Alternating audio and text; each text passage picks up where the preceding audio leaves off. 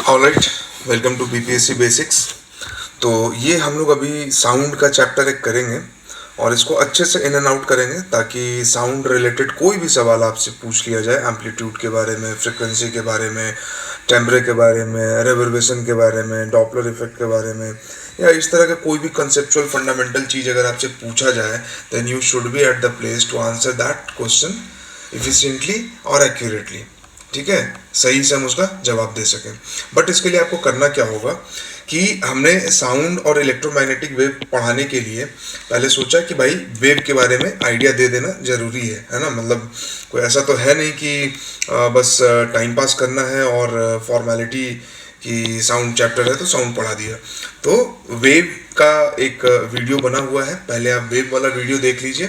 उसमें आपको वेव क्या होता है, मैकेनिकल वेव, इलेक्ट्रोमैग्नेटिक वेव और मैटर्स वेव। तो मैटर वेव हमने नहीं डिस्कस किया है, मैकेनिकल वेव और इलेक्ट्रोमैग्नेटिक वेव हमें डिस्कस करना है।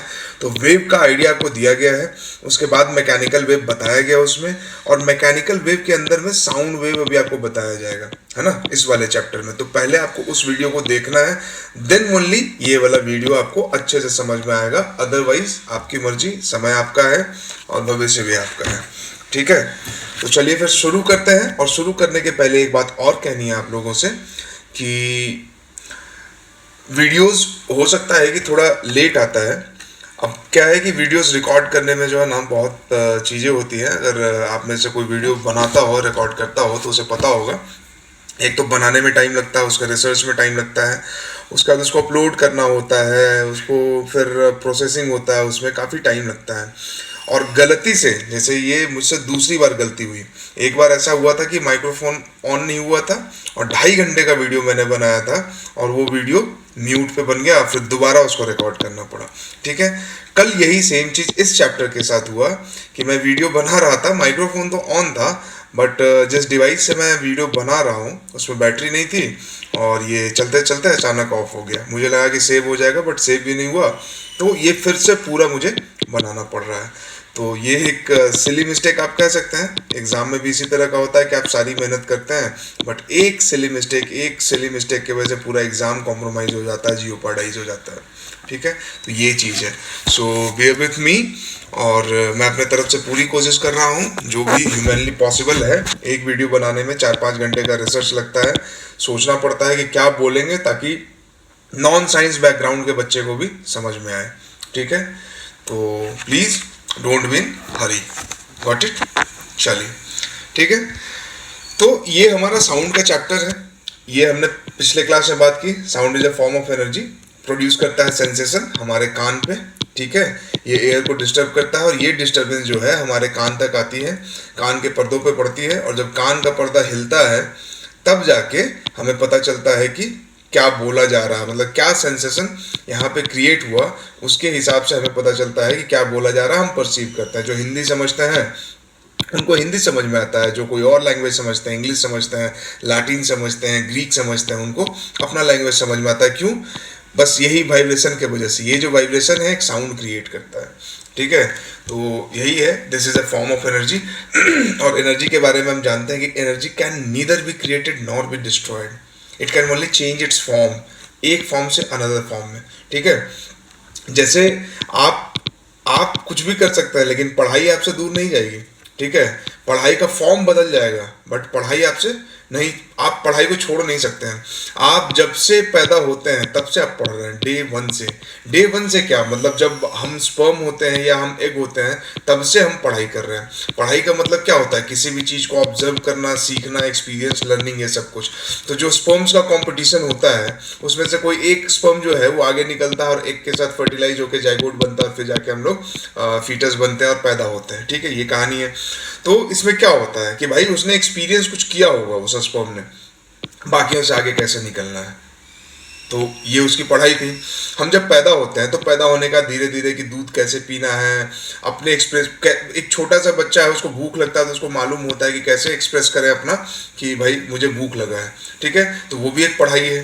ठीक, आप फिर बोला जाता है कि 10 तक का पढ़ लो दुनिया, उसके बाद फिर सब कुछ अच्छा हो जाएगा। फिर पता चलता है कि अच्छा आईआईटी निकाल लो, एनआईटी निकाल लो, या कुछ और कर लो, मेडिकल निकाल लो।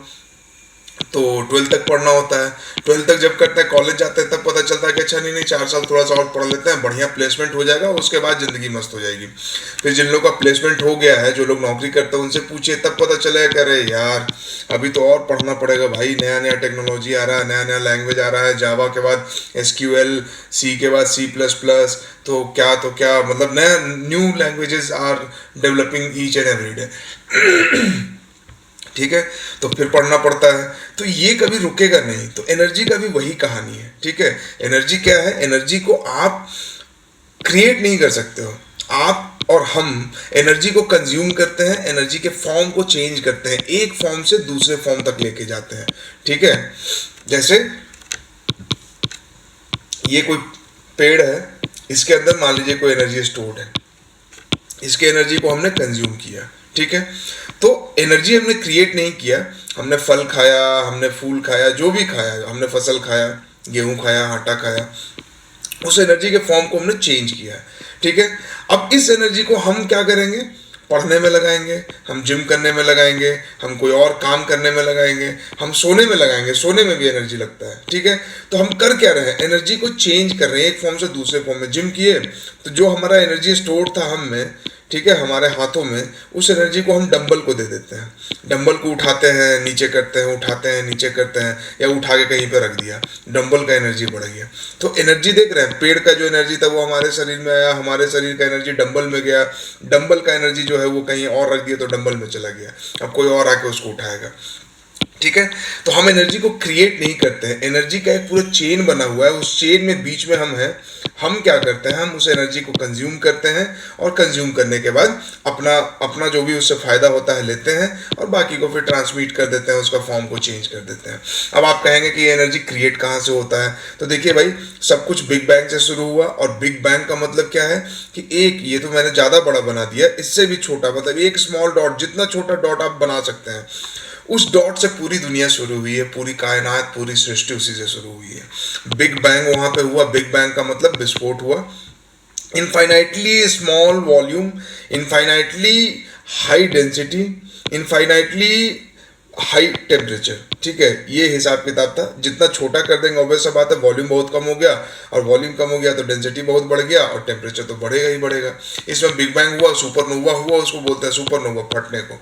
ठीक है, और उसके वजह से जो है गैसेस, मैटर्स, एनर्जी, सब कुछ जो है वो स्प्रेड हुआ चारों तरफ। ठीक है, उसी में से एक छोटा सा टुकड़ा जो है वो है हमारी गैलेक्सी मिल्की वे, और उस मिल्की वे का छोटा सा टुकड़ा जो है, अगर जूम करके हम देखें तो हम हैं सोलर सिस्टम और अर्थ। ठीक है, तो एनर्जी का हिसाब किताब ये है। साउंड के बहाने आपने थोड़ा सा एनर्जी देख लिया है ना। जो बोलते हैं ना कि हमारा कर्मा प्रिंसिपल, कि जो कर्म हम करते हैं वो लौट के हमारे पास वापस आता है। क्यों? क्योंकि जो कर्म हम करते हैं वो एक एनर्जी हमने क्रिएट किया। एनर्जी हमने कोई क्रिएट नहीं किया, एनर्जी को एक फॉर्म दिया हमने, है ना। किसी चीज़ को देख के हम इन्फ्लुएंस हुए और कोई काम करना शुरू किया, तो एक एनर्जी को हमने चेंज किया, उसके फॉर्म को चेंज किया। अब क्या है ना, वो लौट के हमारे पास आएगा। क्यों? क्योंकि वो ख़त्म नहीं हो रहा है। अगर हमने अच्छा काम किया है तो अच्छा चीज़ लौट के आएगा, बुरा काम किया है तो बुरा चीज़ लौट के आएगा। जैसे आप फॉर एग्जाम्पल देख सकते हैं कि मिर्ज़ापुर में कालीन भैया है, कितना दबंग आदमी है, और इनका लड़का है मुन्ना त्रिपाठी, मुन्ना भैया। ठीक है, कालीन भैया समझते हैं कि भाई इनसे बड़ा बाहुबली कोई नहीं है, इनको कोई कुछ नहीं कर सकता है। तो देखिए, ये वायलेंस करते हैं, गन्स बेचते हैं, बंदूक बेचते हैं, हथियार बेचते हैं, सब कुछ करते हैं। ठीक है, यही गन, इन्हीं का बेचा हुआ गन में से कोई एक गन जो है एक बार इन पर अटैक करता है, बच जाते हैं। इन्हीं का बेचा हुआ गन में से बबलू और जो उसका भाई था, क्या नाम था, गुड्डू, बबलू पंडित और गुड्डू पंडित, यही जो है लास्ट में मुन्ना त्रिपाठी को मारता है। तो यहाँ पे क्या हो रहा है, जो एनर्जी आपने, अगर मान लेते हैं कि यही बिग बैंग है, कालीन भैया ही बिग बैंग है, तो एनर्जी इन्होंने क्रिएट किया, ये एनर्जी लौट के इन्हीं के पास आया, ये एनर्जी लौट के इन्हीं के बच्चे का जान लेता है। तो energy, if you will create energy, तो वो फिर ख़त्म नहीं हुआ, वो लौट के आपके पास आएगा। ठीक, बट हम लोग क्रिएट नहीं करते हैं। ठीक है, तो एनर्जी जो है वो क्रिएटेड है ऑलरेडी बिग बैंग के बाद से। ठीक, तो एनर्जी का फॉर्म हम लोग सब चेंज करते हैं। We can not destroy energy, we can not create energy. ठीक है, ये हम नहीं कर सकते, ये सिर्फ ऊपर वाला ही कर सकता है, जो मानते हैं भगवान में, और जो नहीं मानता है तो उनको लगता है कि साइंस ने भी एक्सप्लेन नहीं किया, जब एक्सप्लेन करेगा तो जवाब मिल जाएगा। अब इतना डिटेल में क्यों समझाया आपको? क्योंकि ये भी सवाल बन के आ सकता है, एंड आई होप कि आना चाहिए, क्योंकि सीरियस और फंडामेंटल अंडरस्टैंडिंग रखने वाले एस्पिरेंट्स को अगर चेक करना है तो ऐसे सवाल ही आने चाहिए, और ये 4 ऑप्शन बनाएगा और पूछेगा कि बताओ ये कंजर्वेशन ऑफ एनर्जी को कौन फॉलो कर रहा है, और एग्जांपल्स देगा। ऐसा डायरेक्ट लाइन उठा के नहीं देगा कि नहीं नीदर क्रिएटेड नॉट डिस्ट्रॉयड, नहीं, ये तो सब टिक कर देंगे। आपको एग्जांपल्स देगा और बताएगा कि कौन सा जो लाइन है, वो कौन सा स्टेटमेंट है, वो एनर्जी कंजर्वेशन को फॉलो कर रहा है। तो आई होप कि you will be answer this question, क्योंकि इससे ल्यूसिड वे में और क्या समझाया जा सकता है। ये सब कुछ एग्जांपल्स हैं यहाँ पे, ये समझाए गए हैं। अच्छा, जो लोग नए हैं नहीं जानते हैं, ये क्लास 9 का एनसीईआरटी है, चैप्टर 11 है साउंड है। हम क्या कर रहे हैं, हम किसी का मतलब एनसीईआरटी को कॉपी करके पीडीएफ बना के और उससे नहीं पढ़ा रहे हैं, हम डायरेक्ट एनसीईआरटी को देख रहे हैं, ताकि जो भी एस्पिरेंट एनसीईआरटी को फॉलो करते हैं या नहीं करते थे, वीडियोस देखने के बाद फॉलो करना शुरू किया है, तो आप एनसीईआरटी को पढ़ें, तो आपको समझ में आए कि क्या पॉइंट उसमें से पढ़ना है अपने लिए और क्या नहीं पढ़ना है। नहीं तो मेरे लिए भी अच्छा होता कि यहाँ से बस पॉइंट्स उठाता और वो पीडीएफ फॉर्मेट में डाल देता है ऐसे पॉइंट वाइज करके, और बोलते कि भाई हमने अपना कंटेंट तैयार किया है। But I don't think that is a good thing to do. ठीक है, चलिए, तो vibration, rapid to and fro motion of an object. ठीक है, एक ऑब्जेक्ट ऐसा होता है, कभी इधर मूव करेगा, फिर वापस आएगा यहाँ पे, फिर इधर मूव करेगा। ठीक है, यहाँ तक पहुँचा, फिर वापस जाएगा, फिर अपने पोजीशन पे आएगा, फिर इधर जाएगा, फिर यहाँ से वापस अपने पोजीशन पे आएगा। ठीक है, तो इसको टू एंड फ्रो मोशन बोलते हैं, to and fro, to and fro, to and fro कर रहा है। ठीक, इसके बारे में डिटेल पिछले वीडियो में बताया गया, अच्छा एग्जांपल लेके, रजनीकांत से लेके कॉमन पर्सन का एग्जांपल लेके। अब हम देखते हैं कि साउंड प्रोपागेट कैसे करता है। एक बार थोड़ा सा इसको और आपको बता देते हैं। ठीक है, एक बार एग्जाम्पल से और समझाने की कोशिश करते हैं, जो कि पिछले वीडियो में किया गया था। प्रोपागेशन ऑफ साउंड क्या है, वाइब्रेशन से प्रोपागेट करता है। इसको प्रोपागेट करने के लिए मीडियम चाहिए। मीडियम क्यों चाहिए, अगर मीडियम नहीं होगा तो ये प्रोपागेट नहीं कर पाएगा। ठीक है, और मीडियम क्यों होना जरूरी है, इसको हम लोग थोड़ा सा समझते हैं। देखिए, ये जो व्यक्ति आपको दिख रहा है, ये क्या कर रहा है, जॉगिंग कर रहा है? नहीं, जॉगिंग नहीं कर रहा है, एक्सरसाइज नहीं कर रहा है। ठीक है, ये मैसेंजर है। ठीक है, ये जो आदमी आपको घोड़े पे दिख रहा है, ये क्या कर रहा है, ये दोनों खेल रहे हैं? नहीं, ये दोनों both are part of communication system. अभी बताते हैं कैसे। ठीक है, ये पार्ट ऑफ कम्युनिकेशन सिस्टम। ठीक है, ये लड़ाई नहीं कर रहे हैं, पीस ट्रीटी नहीं साइन कर रहे हैं, they are part of communication system. पहले के टाइम पे क्या होता था, ना टेलीफोन था, ना सैटेलाइट फोन था, कैसे कम्युनिकेट किया जाए, तो कोई आदमी ही तो जाके ना मैसेज देगा दूत बन के। अगर एक आदमी ये शुरू किया, और मान लीजिए कि राजा यहाँ पे है और इसको दूध देना है, और ये राजा इससे 500 किलोमीटर की दूरी पे है। ठीक है, और इसको दौड़ के जाना है, तो बताइए कितने दिनों में ये मैसेज पहुंचा पाएगा। इसको मैसेज पहुंचाने में कई दिन लग जाएंगे, महीनों लग सकते हैं। क्यों, एक आदमी कितना चलेगा एक दिन में, 20 किलोमीटर, 30 किलोमीटर, उस हिसाब से देखिए महीनों लग जाएंगे, रात में आराम करेगा। तो भाई इफिशिएंट कम्युनिकेशन सिस्टम कैसे बनाया जाए, तो इफिशिएंट कम्युनिकेशन सिस्टम बनाने का मतलब ये हुआ कि एक सिंगल आदमी जो है वो तो नहीं हैंडल कर पाएगा। ठीक है, तो क्या टेक्निक डिवाइस की गई कि जहां से जहां कम्युनिकेशन कराना है, एक आदमी नहीं रहेगा, उस लाइन ऑफ कम्युनिकेशन में, उस रास्ते पे ढेर सारा आदमी खड़ा कर दो, हजारों आदमी खड़ा कर दो, सैकड़ों आदमी खड़ा कर दो, हर 5 किलोमीटर 7 किलोमीटर पे आदमी खड़ा कर दो। अब ये आदमी क्या है, इसका काम बस इतना भर है कि इस राजा का मैसेज लिया, यहां से 5 किलोमीटर यहां जाएगा, यहां एक और आदमी खड़ा है, उसको मैसेज देगा अपना। ठीक है, इसने मैसेज इसको दे दिया, जो देखिए यहाँ पे हो रहा है। ठीक है, उसके बाद ये अपना वापस अपने पोजीशन पे लौट जाएगा, यहां से वापस चला जाएगा अपना। ठीक, अब ये जो जिसको मैसेज मिल गया है वो सेम काम करेगा आगे। ठीक है, अब इसको मैसेज मिल गया और ये जो मैसेज दिया वो वापस अपने पोजीशन पे आ गया। अब ये जो व्यक्ति है ये आगे जाएगा, इसको मैसेज देगा। ठीक है, और ये फिर अपने पोजीशन पे आ जाएगा, ये आगे जाएगा, ये आगे जाएगा, ये आगे जाएगा, ऐसा करके मैसेज जाएगा, और हर आदमी जो है ना वापस अपने पोजीशन पे फिर रिगेन कर लेगा, फिर से अपने पोजीशन पे आ जाएगा। इस प्रोसेस में क्या है कि एक आदमी को 5-10 किलोमीटर का काम करना है, ज़्यादा नहीं करना है, तो तुरंत हो जाएगा। दूसरा क्या है कि मैसेज ट्रांसमिट करने में कोई ब्रेक नहीं आएगा, है ना, कि रात में रुक रहे हैं, आराम कर रहे हैं, कंटिन्यूअस फ्लो ऑफ मैसेज हो रहा है, तो ये बहुत इफिशिएंट फ्लो ऑफ मैसेज होगा। और 2-3-4 दिन में जो है मैसेज जहां पहुंचना है 5 दिन में वो पहुंच जाएगा, तो महीनों की जगह 5 दिन में ये काम कंप्लीट हो जाएगा। ठीक है, अब कुछ इसी तरह का चीज होता है हमारे पार्टिकल वाले सिस्टम में जो टू एंड फ्रो मोशन होता है, अगर आप पिछला लेक्चर देखेंगे तो वो आपको और अच्छे से समझ में आएगा। ठीक है, कि ये कोई पार्टिकल है, ठीक है, इसको हमने एनर्जी दिया, यानी इसको हमने मैसेज दिया। पार्टिकल्स क्या करते हैं, एक दूसरे को एनर्जी देते हैं, इंफॉर्मेशन को ट्रांसमिट करते हैं। अब इस पार्टिकल को मान लीजिए कि इसने जो है आगे छेड़ दिया, मतलब कि धक्का दे दिया, मतलब कि मैसेज दे दिया, मतलब कि एनर्जी दे दिया, तो ये क्या करेगा, अपने पास नहीं रखेगा। क्या ये अपने पास रख रहा है, ये है अपने पास रख रहा है, नहीं। जैसे जैसे ही इसको एनर्जी मिला, धक्का मिला, ये क्या किया, तुरंत दौड़ के गया, दूसरा पार्टिकल ढूंढ रहा है कि कहाँ है, दूसरे पार्टिकल को मैसेज देगा। ठीक है, तो वही सेम चीज है यहाँ पे, कि ये जो पार्टिकल है अपने बगल वाले पार्टिकल को जाके फिर इसको धक्का देगा। ठीक है, और जब इसको धक्का देगा तो बदले में ये भी पीछे वाले को धक्का देगा, मतलब जिसने धक्का दिया उसको, तो ये फिर से अपने पोजीशन पे आ जाएगा, प्लस ये आगे मूव करेगा, फिर ये अपने आगे वाले पार्टिकल को धक्का देगा। ठीक है, ये अपने आगे वाले को देगा, ऐसा करके पूरा वेव जो है प्रोपागेट करेगा, आगे आगे आगे आगे। ठीक है, और जब आगे जा रहा है तो एक पीछे भी आ रहा है, एक पीछे भी आ रहा है, एक पीछे भी आ रहा है, तो आगे पीछे ऐसा चल रहा है, टू एंड फ्रो मोशन। ठीक है, वही चीज यहाँ पे बताया गया है, डिस्प्लेस्ड फ्रॉम इक्विलिब्रियम। अपने इक्विलिब्रियम पे ये था, मान लीजिए कि यहीं पे अपने इक्विलिब्रियम पे था, इसको जैसे ही मैसेज मिला ये दौड़ना शुरू किया, दौड़ा गया, दिया, वापस आएगा, है ना। तो डिस्प्लेस्ड फ्रॉम इक्विलिब्रियम, और वापस आएगा अपने पोजीशन पे और जाके राजा को बताएगा कि हाँ मैसेज दे दिया, या अपने पीछे वाले को बताएगा। तो इसका मूवमेंट देख रहे हैं, इसका ओरिजिनल मूवमेंट ये वाला, ओरिजिनल प्लेस इसका ये वाला है। एक बार ये आगे गया, वापस आया, फिर जाके पीछे वाले को बताया कि हाँ भाई मैसेज दे के हम आ गए हैं। ठीक है, तो इसका देखिए 3 पोजीशन हो रहा है, टू एंड फ्रो मोशन कर रहा है, अपने इक्विलिब्रियम से आगे पीछे हो रहा है।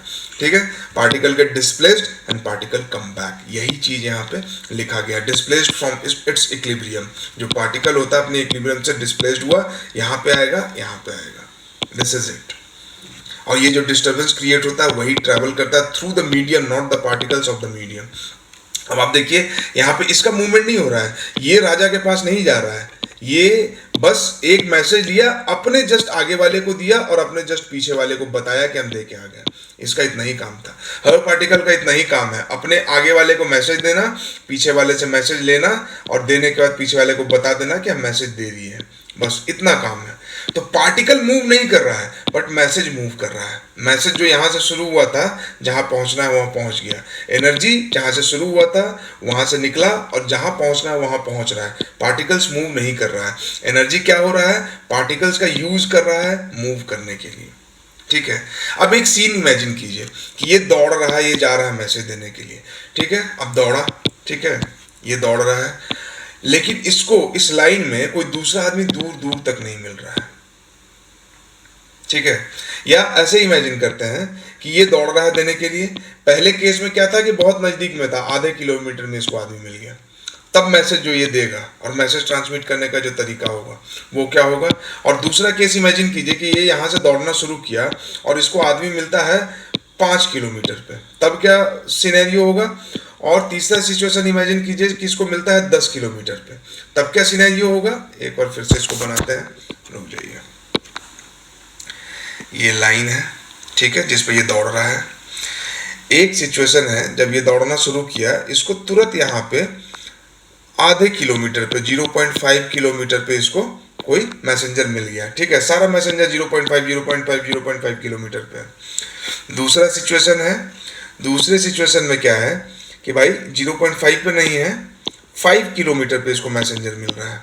ठीक है, तीसरा सिचुएशन है, तीसरे सिचुएशन में क्या हो रहा है, तीसरे सिचुएशन में इसको मिल रहा है 10 किलोमीटर पे कोई आदमी। और चौथा सिचुएशन है, उसमें इसको कोई आदमी ही नहीं मिला, कोई नहीं खड़ा था। अब आप बताइए कि मैसेज किस में जल्दी प्रोपगेट होगा, इसमें जल्दी मैसेज जाएगा, एनर्जी जाएगा, इसमें जल्दी जाएगा, या इसमें जाएगा, या इसमें जाएगा। मैसेज यहाँ जल्दी ट्रांसफर होगा क्योंकि आधे किलोमीटर पे है, तुरंत से ट्रांसफर हो गया। ठीक है, ये फिर आपने आधे किलोमीटर वाले को दे देगा, तो आधा किलोमीटर तो हम लोग ऐसे हंसते खेलते निकल जाते हैं। 5 किलोमीटर वाला है, थोड़ा थकेगा भाई, हो सकता है 2 किलोमीटर दौड़ने का थोड़ा रुक जाए, सांस ले ले, है ना, तो थोड़ा टाइम लैग हो गया, थोड़ा टाइम कंज्यूम किया, तो थोड़ा देर होगा मैसेज पहुंचाने में। ठीक है, ये जो 10 किलोमीटर वाला है, ये तो और थकाऊ रास्ता है भाई, और ज़्यादा दौड़ना पड़ रहा है, और ज़्यादा चलना पड़ रहा है। ठीक है, तो इसमें और टाइम लगेगा। अब ये बताइए कि जब कोई है ही नहीं तो क्या मैसेज जाएगा? नहीं जाएगा, क्योंकि कोई मैसेज ले जाने वाला नहीं है, नहीं है। सही बात है। चलिए, अब इसको आप इमेजिन कीजिए साउंड वेव और पार्टिकल के हिसाब से। ठीक है, जब पार्टिकल्स नज़दीक नज़दीक है तो एनर्जी जल्दी ट्रांसफ़र हो रहा है, एनर्जी ज़्यादा ट्रांसफ़र हो रहा है, आसानी से ट्रांसफ़र हो रहा है। पार्टिकल जैसे दूर होता जा रहा है, एनर्जी ट्रांसफ़र करना, मैसेज ट्रांसफ़र करना टफ होता जा रहा है, टीडियस टास्क होता जा रहा है। और जब पार्टिकल दूसरा है ही नहीं, सिर्फ एक ही पार्टिकल था, तो दूसरे पार्टिकल तक मैसेज ले जाना दैट बिकम्स इम्पॉसिबल। ठीक है, क्योंकि पार्टिकल ही नहीं है तो मैसेज ही नहीं जाएगा, मैसेज यही खत्म हो जाएगा। इसका मतलब ये सब क्या है, ये मीडियम ऑफ एनर्जी ट्रांसमिशन है, मीडियम ऑफ इंफॉर्मेशन ट्रांसमिशन है, ये मीडियम है। बीच से जब हमने मीडियम हटा दिया, कोई नहीं है, तो दिक्कत हो गया भाई, नहीं ट्रांसमिट हो पा रहा है ना।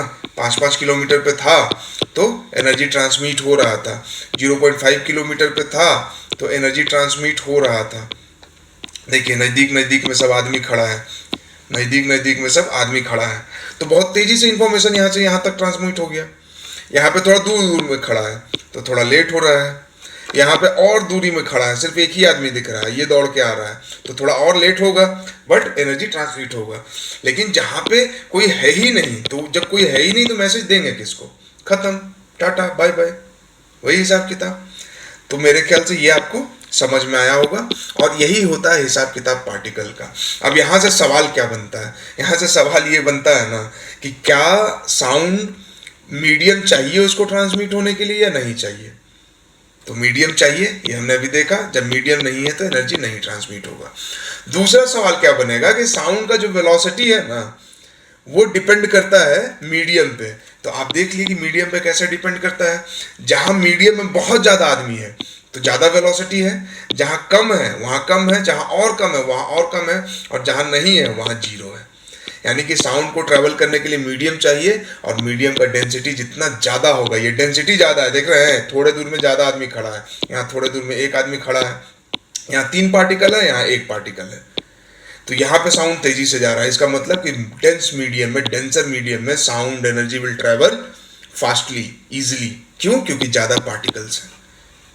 लेकिन जो रेयर मीडियम है, मतलब जिसका डेंसिटी कम है, वहाँ पे साउंड ट्रैवल जो है वो थोड़ा धीरे करेगा, और जहाँ मीडियम नहीं है दैट इज जीरो। क्यों?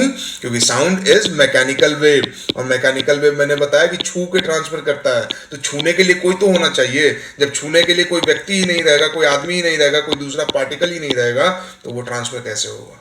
This is property of mechanical wave. छूने के लिए कोई ना कोई होना चाहिए, मैकेनिकली टच करना है, क्योंकि साउंड वेव जो है वो हमारी तरह है, वो रजनीकांत की तरह नहीं है कि बिना छुए, बिना किसी को टच किए उसको मार सकते हैं दूर से।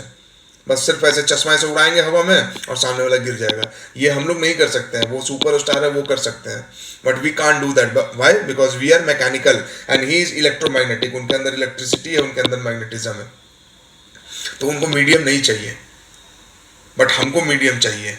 यहाँ तक क्लियर है? अब इससे ज़्यादा क्या क्लियर करके बताएं आपको, बताइए। क्लियर होगा तो कमेंट में बता दीजिएगा कि हाँ भाई क्लियर है। ठीक है, चलिए जस्ट अ सेकेंड।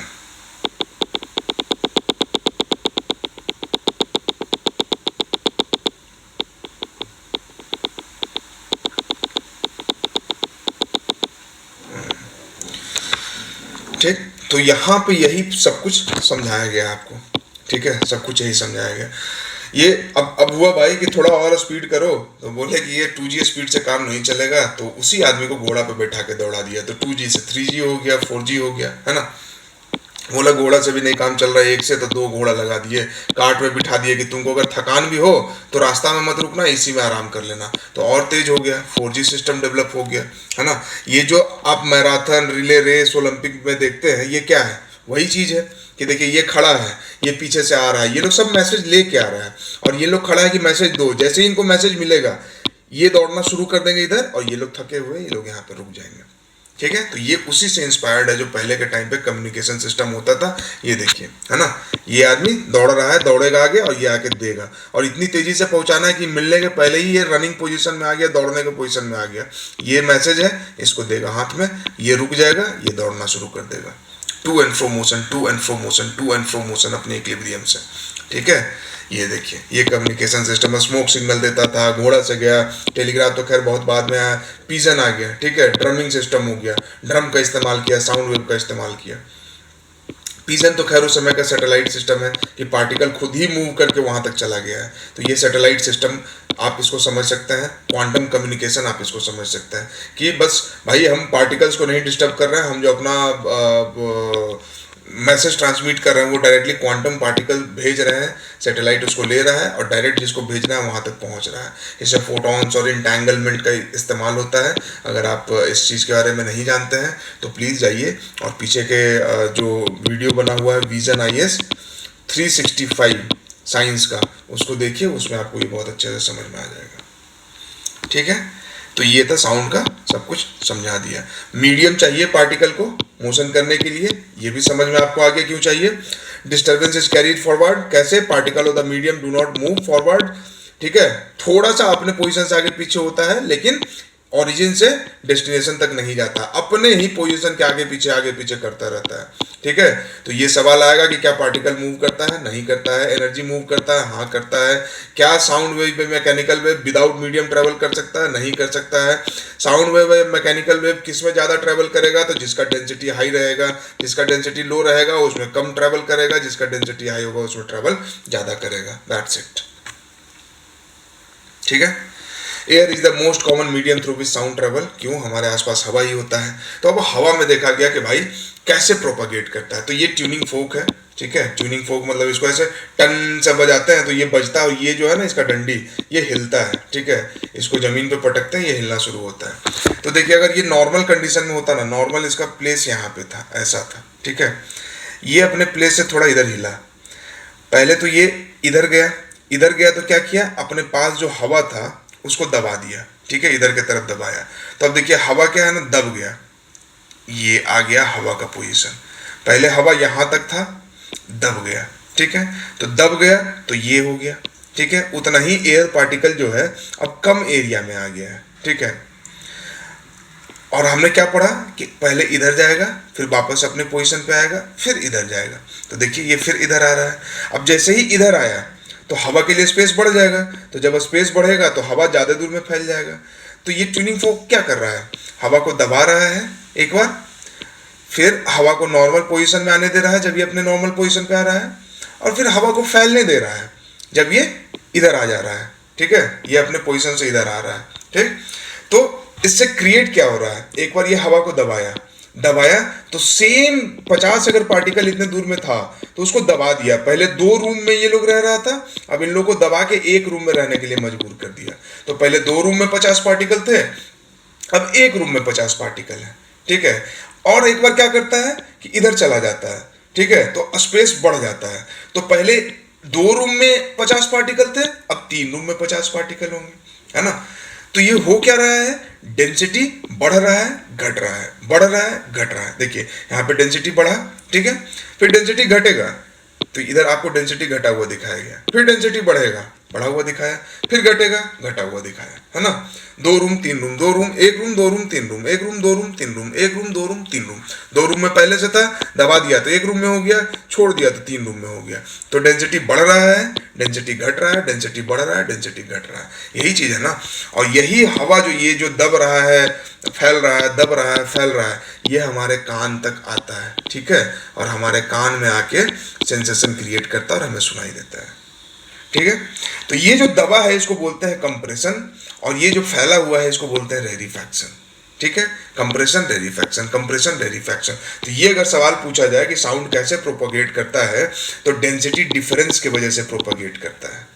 ठीक है, अब अगर इसको आप यहाँ से समझिए तो जो हमने डेंसिटी वाला आपको यहाँ पे समझाया था कि ज़्यादा लोग खड़े हैं, फिर कम लोग खड़े हैं, फिर बहुत कम लोग खड़े हैं, वही हिसाब किताब है, समझे। यहाँ पे जब ये 2 लोग मिलते हैं, ये 2 लोग देखिए मिल रहे हैं, पहले क्या था, ये लोग अपने अपने पोजीशन पे दूर दूर में खड़ा थे, लेकिन आ गए नज़दीक, तो अब क्या हुआ, यहाँ पे डेंसिटी बढ़ गया, पार्टिकल्स नज़दीक नज़दीक आ गए। क्यों, क्योंकि ये मैसेज देना था, किसी ने पीछे से धक्का मारा तो नज़दीक आ गए, फिर चले जाएंगे उधर। तो ये कंप्रेशन वाला सिचुएशन है। जब ये वापस अपने पोजीशन पे जाएगा, यहाँ पे आ जाएगा, तो रेरिफैक्शन वाला सिचुएशन होगा। ठीक है, तो उसी तरह से यहाँ पे साउंड वेव प्रोपागेट करता है। तो हमें तो नीट या जेई निकालना नहीं है, तो हमें इसी लैंग्वेज में समझना है, ताकि फंडामेंटल अगर सवाल किया जाए सिविल सर्विसेज में तो हम उसका आसानी से जवाब अच्छे से दे सकें। हमें एकदम लेमन लैंग्वेज में समझना है। ठीक है। Compression region of high pressure, rarefaction region of low pressure. Air is the most common medium through which sound travel. Air का एग्जांपल दिया, कंप्रेशन आपको बता दिया कि भाई रीजन ऑफ हाई प्रेशर है, और जब प्रेशर बढ़ा है तो डेंसिटी भी बढ़ेगा। रेरिफैक्शन, तो जब रेरिफैक्शन हो रहा है तो लो प्रेशर वाला एरिया, यहाँ पे कम लोग हैं, यहाँ पे दोनों घोड़ा वाला मिल रहा है, यहाँ पे दोनों जो पैदल दौड़ के आ रहा था वो मिल रहा है यहाँ पे, लेकिन यहाँ पे क्या हो रहा है, यहाँ पे कोई मिल नहीं रहा है, यहाँ पे सब अपने अपने पोजीशन पे वापस जा रहे हैं। ठीक है, तो ये रेरिफैक्शन हो गया। रेरिफैक्शन मतलब डेंसिटी कम। आप काउंट कर लीजिए पार्टिकल्स, देखिए ये कंप्रेशन ज्यादा पार्टिकल, रेरिफैक्शन कम पार्टिकल। ठीक है, तो डेंसिटी कम। तो साउंड वेव कैसे प्रोपगेट करता है, अगर ये ना पूछ के बोल दे डेंसिटी के टर्म में कि डेंसिटी की वजह से साउंड प्रोपगेट करता है, डेंसिटी कम ज्यादा होता है, तो हाँ होता है, इसमें कंफ्यूजन कहाँ है, सिंपल सी बात है, हम तो क्लास में पढ़े ही थे अभी। ठीक है, वो दौड़ा दौड़ा के, घोड़ा दौड़ा के और सबको दौड़ा के देखे, रिले रेस करके देखे हम लोग। ठीक है, ये देखिए जब मिलेगा डेंसिटी बढ़ गया है, छोड़ के बढ़ेगा, ये इधर चला जाएगा, ये इधर चला जाएगा, तो डेंसिटी कम हो जाएगा, रेरिफैक्शन हो जाएगा। और अभी जब मिल रहा है तो कंप्रेशन हो रहा है ना। ये देखिए अभी रेरिफैक्शन वाला सिचुएशन है, लेकिन ये दौड़ के आ रहा है। जब ये लोग सब दौड़ के यहाँ पे आ जाएगा तो बताइए, अभी इतने जगह में इतने लोग खड़ा है, लेकिन थोड़ी देर के बाद ये सब जब यहाँ पे आ जाएगा तो इतना लोग खड़ा हो जाएगा, इतना ही जगह में ये डबल हो जाएगा, तो डेंसिटी बढ़ गया, डेंसिटी बढ़ गया। देखिए डेंसिटी बढ़ गया, यहाँ भी डेंसिटी बढ़ा हुआ है, यहाँ भी डेंसिटी बढ़ा हुआ है, और ये लोग वेट कर रहा है डेंसिटी बढ़ाने का। ये देखिए दौड़ के आ रहा है, ये वेट कर रहा है कि डेंसिटी बढ़ाओ। ठीक है, तो ये चीज है। चलिए, यही यहाँ पे लिखा हुआ, pressure is related to the number of particle of a medium in a given volume, more density more propagation, density variation, pressure variation. वही सब चीज यहाँ पे गोल गोल देख रहे हो विनोद, कैसे अंग्रेजी बोल के बात को गोल गोल घुमाया जा रहा है, तो वही चीज है यहाँ पे। ठीक, ये स्प्रिंग से उसी चीज को करके दिखाया है। स्प्रिंग को पहले खींचते हैं, फिर छोड़ते हैं, फिर ऐसा ऐसा खेलते हैं जो बचपन में हम लोग खेलते थे। तो ये सिकुड़ा हुआ फैला हुआ, सिकुड़ा हुआ फैला हुआ, सिकुड़ा हुआ फैला हुआ, ऐसा करके बढ़ता था, देख के मजा आता था। ठीक है, इसी को बोलते हैं कि ये लॉन्गिट्यूडनल वेव है। क्यों? क्योंकि जो पार्टिकल्स हैं वो अपने अपने ही लाइन में आगे पीछे हो रहे हैं। पिछला क्लास देखिए, लॉन्गिट्यूडनल वेव और ट्रांसवर्स वेव बहुत प्यार से बहुत अच्छे से समझाए गए। Sound propagate in the medium as a series of compression and rarefaction. दौड़ रहा है, आया, मैसेज दिया, फिर रुक गया, ये अपना वापस पोजीशन पे आएगा, ये आगे जाएगा। तो क्या है, एक बार यहाँ पे दो लोग दिख रहा है हमको, और एक बार क्या है कि एक भी लोग नहीं दिख रहा है ना। यहाँ पे खड़ा था, ये पीछे से आया, इसको मैसेज दिया, तो जिस समय मैसेज दे रहा था दो लोग हो गया। ठीक है, और जब ये मैसेज देने आया था तो यहाँ पे क्या था, यहाँ का तो आदमी गायब, यहाँ पे कोई आदमी नहीं, तो यहाँ पे जीरो डेंसिटी और यहाँ पे हाई डेंसिटी, तो ये रेरिफैक्शन हो गया, ये कंप्रेशन हो गया। ठीक है, थोड़ी देर बाद क्या होगा, यहाँ वाला आदमी जो है वो जाएगा मैसेज देने, तो थोड़ी देर बाद देखिए क्या होगा, यहाँ वाला आदमी गायब हो जाएगा और यहाँ वाला आदमी को मैसेज देने आएगा। ठीक है, तो यहाँ डेंसिटी बढ़ जाएगा और यहाँ वाला गायब हो गया, और यहाँ जो मैसेज देना आया था वो वापस अपने पोजिशन पे चला जाएगा। तो अब यहाँ डेंसिटी बढ़ गया और ये रेरिफाइड हो गया, रेरिफैक्शन हो गया।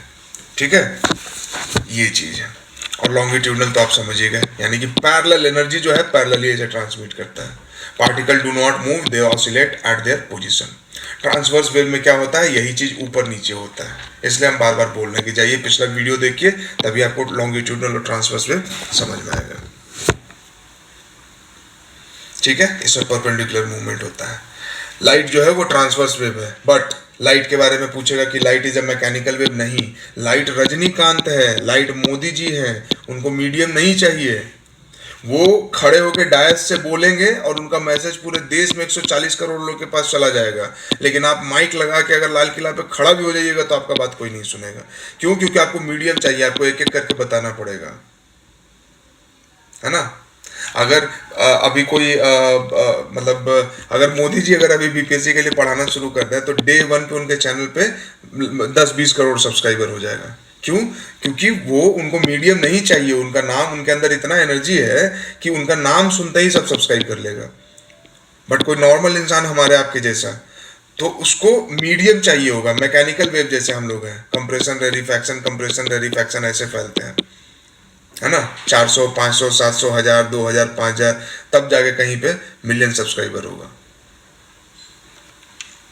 ठीक है, वो अलग बात है कि मेरा मोटो यहाँ पे सब्सक्राइबर गेन करना सिर्फ नहीं है, मेरा मोटो है भाई कि बीपीएससी की तैयारी के लिए लोगों को क्वालिटी कंटेंट मिलता नहीं है, और यही सच्चाई है, हकीकत है। और जो थोड़ा बहुत मिल रहा है तो दैट इज पेड। ठीक, तो मेरा एम है भाई कि जो भी लोग तैयारी कर रहे हैं तो उनको सही चीज़ मिल जाना चाहिए। उसके बाद पढ़े ना पढ़े उनका काम है, बट सही चीज़ मिलना चाहिए। साइंस को लेके इतना हुआ कि लूसेंट रटना है, वन लाइनर रटना है, वन लाइनर रटना है, और जब मैंने रिसर्च किया तो पता चला कि एक एक सवाल एनसीईआरटी से डायरेक्ट उठा के दिया गया है।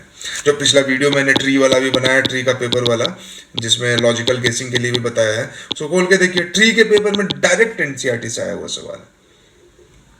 80-85% सवाल जो है वो डायरेक्ट एनसीईआरटी से मैंने अभी तक देखा है, और बाकी नहीं देखा। सबको चेक करके आपको बता सकता हूँ।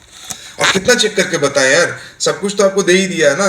पीवाईक्यू का एनालिसिस जितना किया है एनसीईआरटी से, आप उतना देख के आपको समझ में आ जाएगा कि एनसीईआरटी से उठा के दिया जा रहा है। और एनसीईआरटी से इसलिए दिया जा रहा है क्योंकि NCERT is very fundamental book. इसको आप पढ़ते हैं, आपका दिमाग खुलता है। ये सब काम आपको सबको खुद को करना था, बट आप खुद नहीं कर रहे हैं। आप इजी रास्ता चूज करते हैं कि भाई किसी तरह से रट लें, किसी तरह से रट लें और रट के बीपीएससी निकाल लें। अब वो जमाना गया, रट के ब्यूरोक्रेट बनिएगा तो बिहार का जो हाल है हमेशा वही रहेगा, और नेताओं को बस गाली देते रह जाइएगा, बाकी कुछ नहीं कीजिएगा। ठीक है, तो पढ़ना होगा, फंडामेंटली चीज़ों को समझना होगा। तो लाइट रजनीकांत है, इसमें इलेक्ट्रिसिटी है, इसमें मैग्नेटिज्म है, इसमें इलेक्ट्रिक चार्ज है। ठीक है, इसमें मास भी नहीं है, फिर भी ये मूव करता है, और ये वैक्यूम में मूव करता है। वो हम इलेक्ट्रोमैग्नेटिक वाले चैप्टर में देखेंगे। ठीक है, इसको नहीं चाहिए कि हमको कोई मीडियम चाहिए, ये बस अपने आप। ठीक है, तो ये यहाँ पे बस ऐसे ही आ गया था। लाइट ट्रांसवर्स वेव है, याद रखेंगे, बट लाइट को मैकेनिकल वेव है नहीं, और जब मैकेनिकल नहीं है तो मीडियम नहीं चाहिए। M for mechanical, N for medium, नहीं चाहिए मीडियम। हम अपने आप बोल लेंगे, हम अपने आप पैर हिलाएंगे और 50 गुंडा गिर जाएगा। ठीक है, लेकिन हम कॉमन बच्चा होते तो झगड़ा होगा तो हाथ से छू के कॉलर पकड़ेंगे, मारेंगे, पीटेंगे, मार खाएंगे। करना नहीं है, एग्जाम्पल देने के लिए समझा रहे। ठीक है, तो ये चीज़ है। अब आते हैं ये मेन चीज जो इस चैप्टर में पढ़ाना था। अभी तक तो जो है वो हमने पढ़ा, पहले का भी देखा, उसको फिर से दोबारा समझा। फ्रीक्वेंसी, एम्पलीट्यूड और स्पीड, ये सब चीजें क्या होती हैं। फ्रीक्वेंसी से सवाल आता है, एम्पलीट्यूड से सवाल आता है, स्पीड से सवाल आता है। What is this nonsense. ठीक है, तो एक लाइन है, इसको समझिए। Density and pressure change when the sound wave moves in medium. तो कैसे चेंज हो रहा था, वही आदमी अपना पोजीशन छोड़ के आया, अपना जगह छोड़ दिया। ठीक है, और दूसरे को आया देने के लिए मैसेज, तो इस डब्बे में भी 2 आदमी हो गया, तो डेंसिटी बढ़ गया, और इसका यहाँ डेंसिटी कम हो गया। इसी को साउंड के टर्म में बोल देते हैं कि ये रेरिफाइड हो गया, यहाँ पे रेरिफिकेशन हो गया। और इसी को बोल देते हैं कि ये कंप्रेशन हो गया, यहाँ पे 2 लोग आ गया, कंप्रेस्ड हो गया, ज़्यादा साउंड पार्टिकल, ज़्यादा एयर पार्टिकल यहाँ पे आ गए। ठीक है, सेम टाइम पे सोचिए कि पीछे से भी कोई मैसेज ले आया तो 3 आदमी खड़ा हो जाएगा, और पीछे वाला भी डब्बा खाली हो जाएगा। यानी कि यहाँ भी रेरिफाइड है, और यहाँ पे कंप्रेशन क्रिएट हो गया, 3 लोग हो गया, और यहाँ पे भी रेरिफाइड है। इसके बाद क्या होगा, सब अपने अपने पोजीशन पे जाएगा, और हो सकता है कि ये फिर इधर भी मैसेज देने जाए। ठीक, तो फिर इधर कहीं पे कंप्रेशन क्रिएट होगा तो यहाँ पे रेरिफाइड हो जाएगा, यहाँ से सब गायब, और यहाँ पे नॉर्मल सिचुएशन अचीव कर लेगा। तो इस तरह से पार्टिकल्स मूव करते हैं, तो इसलिए कंप्रेशन और रेरिफैक्शन होता है। Compression, crowded together. ठीक है, upper portion of the curve, peak बोलते हैं इसको, हम अभी नीचे दिखाते हैं आपको। रेरिफैक्शन, लो प्रेशर होता है। अब पीक, वैली, क्रेस्ट, ट्रफ क्या होता है वो भी देखेंगे, और वेवलेंथ क्या होता है ये भी देखते हैं। ठीक है, चलिए हम क्या कर रहे हैं, देखिए यहाँ से कोई बोल रहा है, ठीक है, बोल रहा है यहाँ से, या यहाँ से दौड़ना शुरू किया, तो वही वाला चीज़ कि अगर हम मैराथन वाला दौड़ देखे, या यहाँ स्पीकर से साउंड निकल रहा है, या हम ही बोल रहे हैं या आप ही बोल रहे हैं, तो क्या हो रहा है, एक बार कंप्रेशन क्रिएट हुआ, ज़्यादा पार्टिकल यहाँ दिख रहा है, एक बार रेरिफैक्शन क्रिएट हुआ, कम पार्टिकल दिख रहा है, फिर कंप्रेशन क्रिएट हुआ, ज़्यादा पार्टिकल दिखा, फिर रेरिफैक्शन क्रिएट हुआ, कम पार्टिकल है, फिर यहाँ पे ज़्यादा पार्टिकल्स है, फिर कम पार्टिकल है, फिर ज़्यादा पार्टिकल्स है। यही है मूव करने का तरीका, है ना। यही चीज़ को देखिए यहाँ पे है। ठीक, हम क्या करना चाह रहे हैं, बस चाह रहे हैं कि इसका ग्राफ बनाए, कर्व बनाए। जो लोग साइंस मैथ बैकग्राउंड से नहीं है, ग्राफ का नाम सुनते ही डरना नहीं है। ग्राफ का मतलब क्या होता है कि भाई हम इसको कॉपी पे बनाना चाहते हैं, ये डायग्राम नहीं बनाना चाहते हैं। हम बनाना चाहते हैं कि मूवमेंट कैसा चल रहा है समय के साथ। ग्राफ का मतलब क्या होता है, एक एक्सिस कि भाई कुछ भी, यहाँ पे एक्स मान लेता है और यहाँ पे वाई मान लेता है, और एक्स वाई आप कुछ भी कर सकते हैं। मान लीजिए ये टाइम है, ठीक है, और ये है जितना आपने अभी तक पढ़ा, ठीक है, ऐसा एक्स वाई बनाते हैं, ये एक्स है ये वाई है, ठीक है। आप मान लेते हैं कि एकदम नॉन साइंस बैकग्राउंड से आपको कुछ नहीं पता है और ग्राफ आपको समझना है क्या होता है। ये है ग्राफ, एक ऐसा बनाते हैं एक ऐसा बनाते हैं 90 डिग्री के एंगल पे। 90 डिग्री तो समझ में आता होगा कि एकदम परपेंडिकुलर खड़ा है, ठीक है। अब देखिए, मान लीजिए आप बीपीएससी की तैयारी कर रहे हैं, ठीक है, और आपको देखना है कि समय के साथ आपका कितना इंप्रूवमेंट हुआ। तो यहाँ पे कर देते हैं कि एक दिन, यहाँ पे टाइम है या डे, ठीक है, कर दिए। एक दिन में आप कितना पढ़े, ठीक है, और वाई पे जो आप पढ़ाई कर रहे हैं वो कि कितना आपने स्टडी किया, तो उसी को नापते हैं कि एक दिन में आप कितना पढ़े। तो घंटा घंटा घंटा घंटा करते एक दिन पूरा हुआ, पता चला कि एक सब्जेक्ट कंप्लीट, यानी एक दिन में आप एक सब्जेक्ट कंप्लीट किया। तो दोनों को मिला के यहाँ पे दिखाते हैं कि देखो भाई, एक दिन में कितना पढ़े तो एक सब्जेक्ट कंप्लीट। अगर एक दिन में आप एक सब्जेक्ट नहीं आधा पढ़ते तो ये आधा पे आता, यहाँ पे आधा ही पढ़ा तो यहाँ पे, तो ये पॉइंट बनता आपका। अभी आपका ये पॉइंट है। अगर एक दिन में आप 2 सब्जेक्ट पढ़ते हैं तो ये वाला पॉइंट आपका बनेगा। एक ही दिन में आपने 2 सब्जेक्ट कंप्लीट किया, ठीक है। दूसरे दिन में, ठीक है, दूसरे दिन में हो सकता है कि फिर वही सेम चीज, आधा 1 2। तीसरे दिन में आधा 1 2 3, ठीक है। चौथे दिन में आधा 1 2 3 4 कुछ भी, ठीक है। तो हम आपका देख रहे हैं कि आप कैसे पढ़ते हैं। तो आप एक दिन में एक सब्जेक्ट, दूसरे दिन में 2 सब्जेक्ट, तीसरे दिन में 3 सब्जेक्ट। तो पहले दिन 1 सब्जेक्ट, दूसरे दिन 2 सब्जेक्ट, तीसरे दिन 3 सब्जेक्ट। तो अब क्या करेंगे हम लोग कि आपका एक दिन में 1 सब्जेक्ट आपने पढ़ा था, ये ग्राफ बना। दूसरे दिन में 2 सब्जेक्ट पढ़ा, ये वाला पॉइंट हुआ। तीसरे दिन में 3 सब्जेक्ट पढ़े तो ये वाला पॉइंट हुआ। ये तीनों पॉइंट को मिला देते हैं, ये आपका ग्राफ हो गया, ठीक है। तो अब बोलेंगे भाई कि क्या आपका पढ़ाई का ग्राफ क्या है, तो ये है आपका पढ़ाई का ग्राफ, बस सिंपल इतना है, ठीक है। तो इसको भी हम ग्राफ पे डिनोट करना चाहते हैं। तो क्या करेंगे भाई, यहाँ पे कर दिए कि प्रेशर क्या है, एवरेज डेंसिटी और प्रेशर ये दिखाना है। तो यहाँ पे देखिए प्रेशर क्या है या डेंसिटी क्या है, बहुत बढ़ा हुआ है। तो ये देखिए डेंसिटी और प्रेशर बढ़ा हुआ, हाई पीक पे दिखाया। यहाँ से धीरे धीरे कम होता गया तो कम होता गया, ठीक है, और कम होता गया तो और नीचे चला जाएगा, ठीक है। नीचे गया, अब धीरे धीरे बढ़ना शुरू हुआ है। तो बढ़ना, यहाँ से यहाँ ऐसे बढ़ना शुरू हो रहा है, यहाँ तक पूरा कम हुआ, अब यहाँ से बढ़ना शुरू हो रहा है, यहाँ पे फिर जाकर बहुत बढ़ जाएगा। तो बढ़ना शुरू हुआ, देखिए यहाँ पे पीक आ गया इसके पैरेलल में यहाँ पे। फिर यहाँ से धीरे धीरे घटना शुरू होगा, तो घटना शुरू हो गया, घटते घटते पूरा एकदम नीचे तक गया, नीचे तक एकदम पूरा घट के एकदम खत्म हो गया। तो नीचे तक आया, फिर यहाँ से बढ़ना शुरू हुआ है, इस पोजीशन से बढ़ना शुरू हुआ, तो बढ़ना शुरू हो रहा है। कहाँ तक बढ़ेगा, यहाँ तक, और यहाँ मैक्सिमम है, देख रहे हैं एकदम ब्लैक ब्लैक ब्लैक डॉट है, तो ये मैक्सिमम आ गया। तो ऐसे करके कर्व ड्रॉ करते हैं। ये देखिए मैक्सिमम के सामने ऐसा करते गए, ऐसा करते गए। हाई है तो हाई दिखा दिए, एकदम लो है तो इसके सामने एकदम लो दिखा दिए, हाई है तो एकदम हाई दिखा दिए। ये ऐसा कर्व बन जाता है, ठीक है।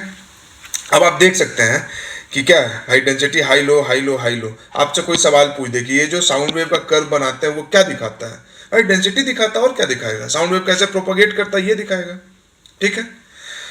बस सिंपल ये चीज। अब इसके बाद क्या है कि ये तो डिस्टेंस है और ये डेंसिटी है।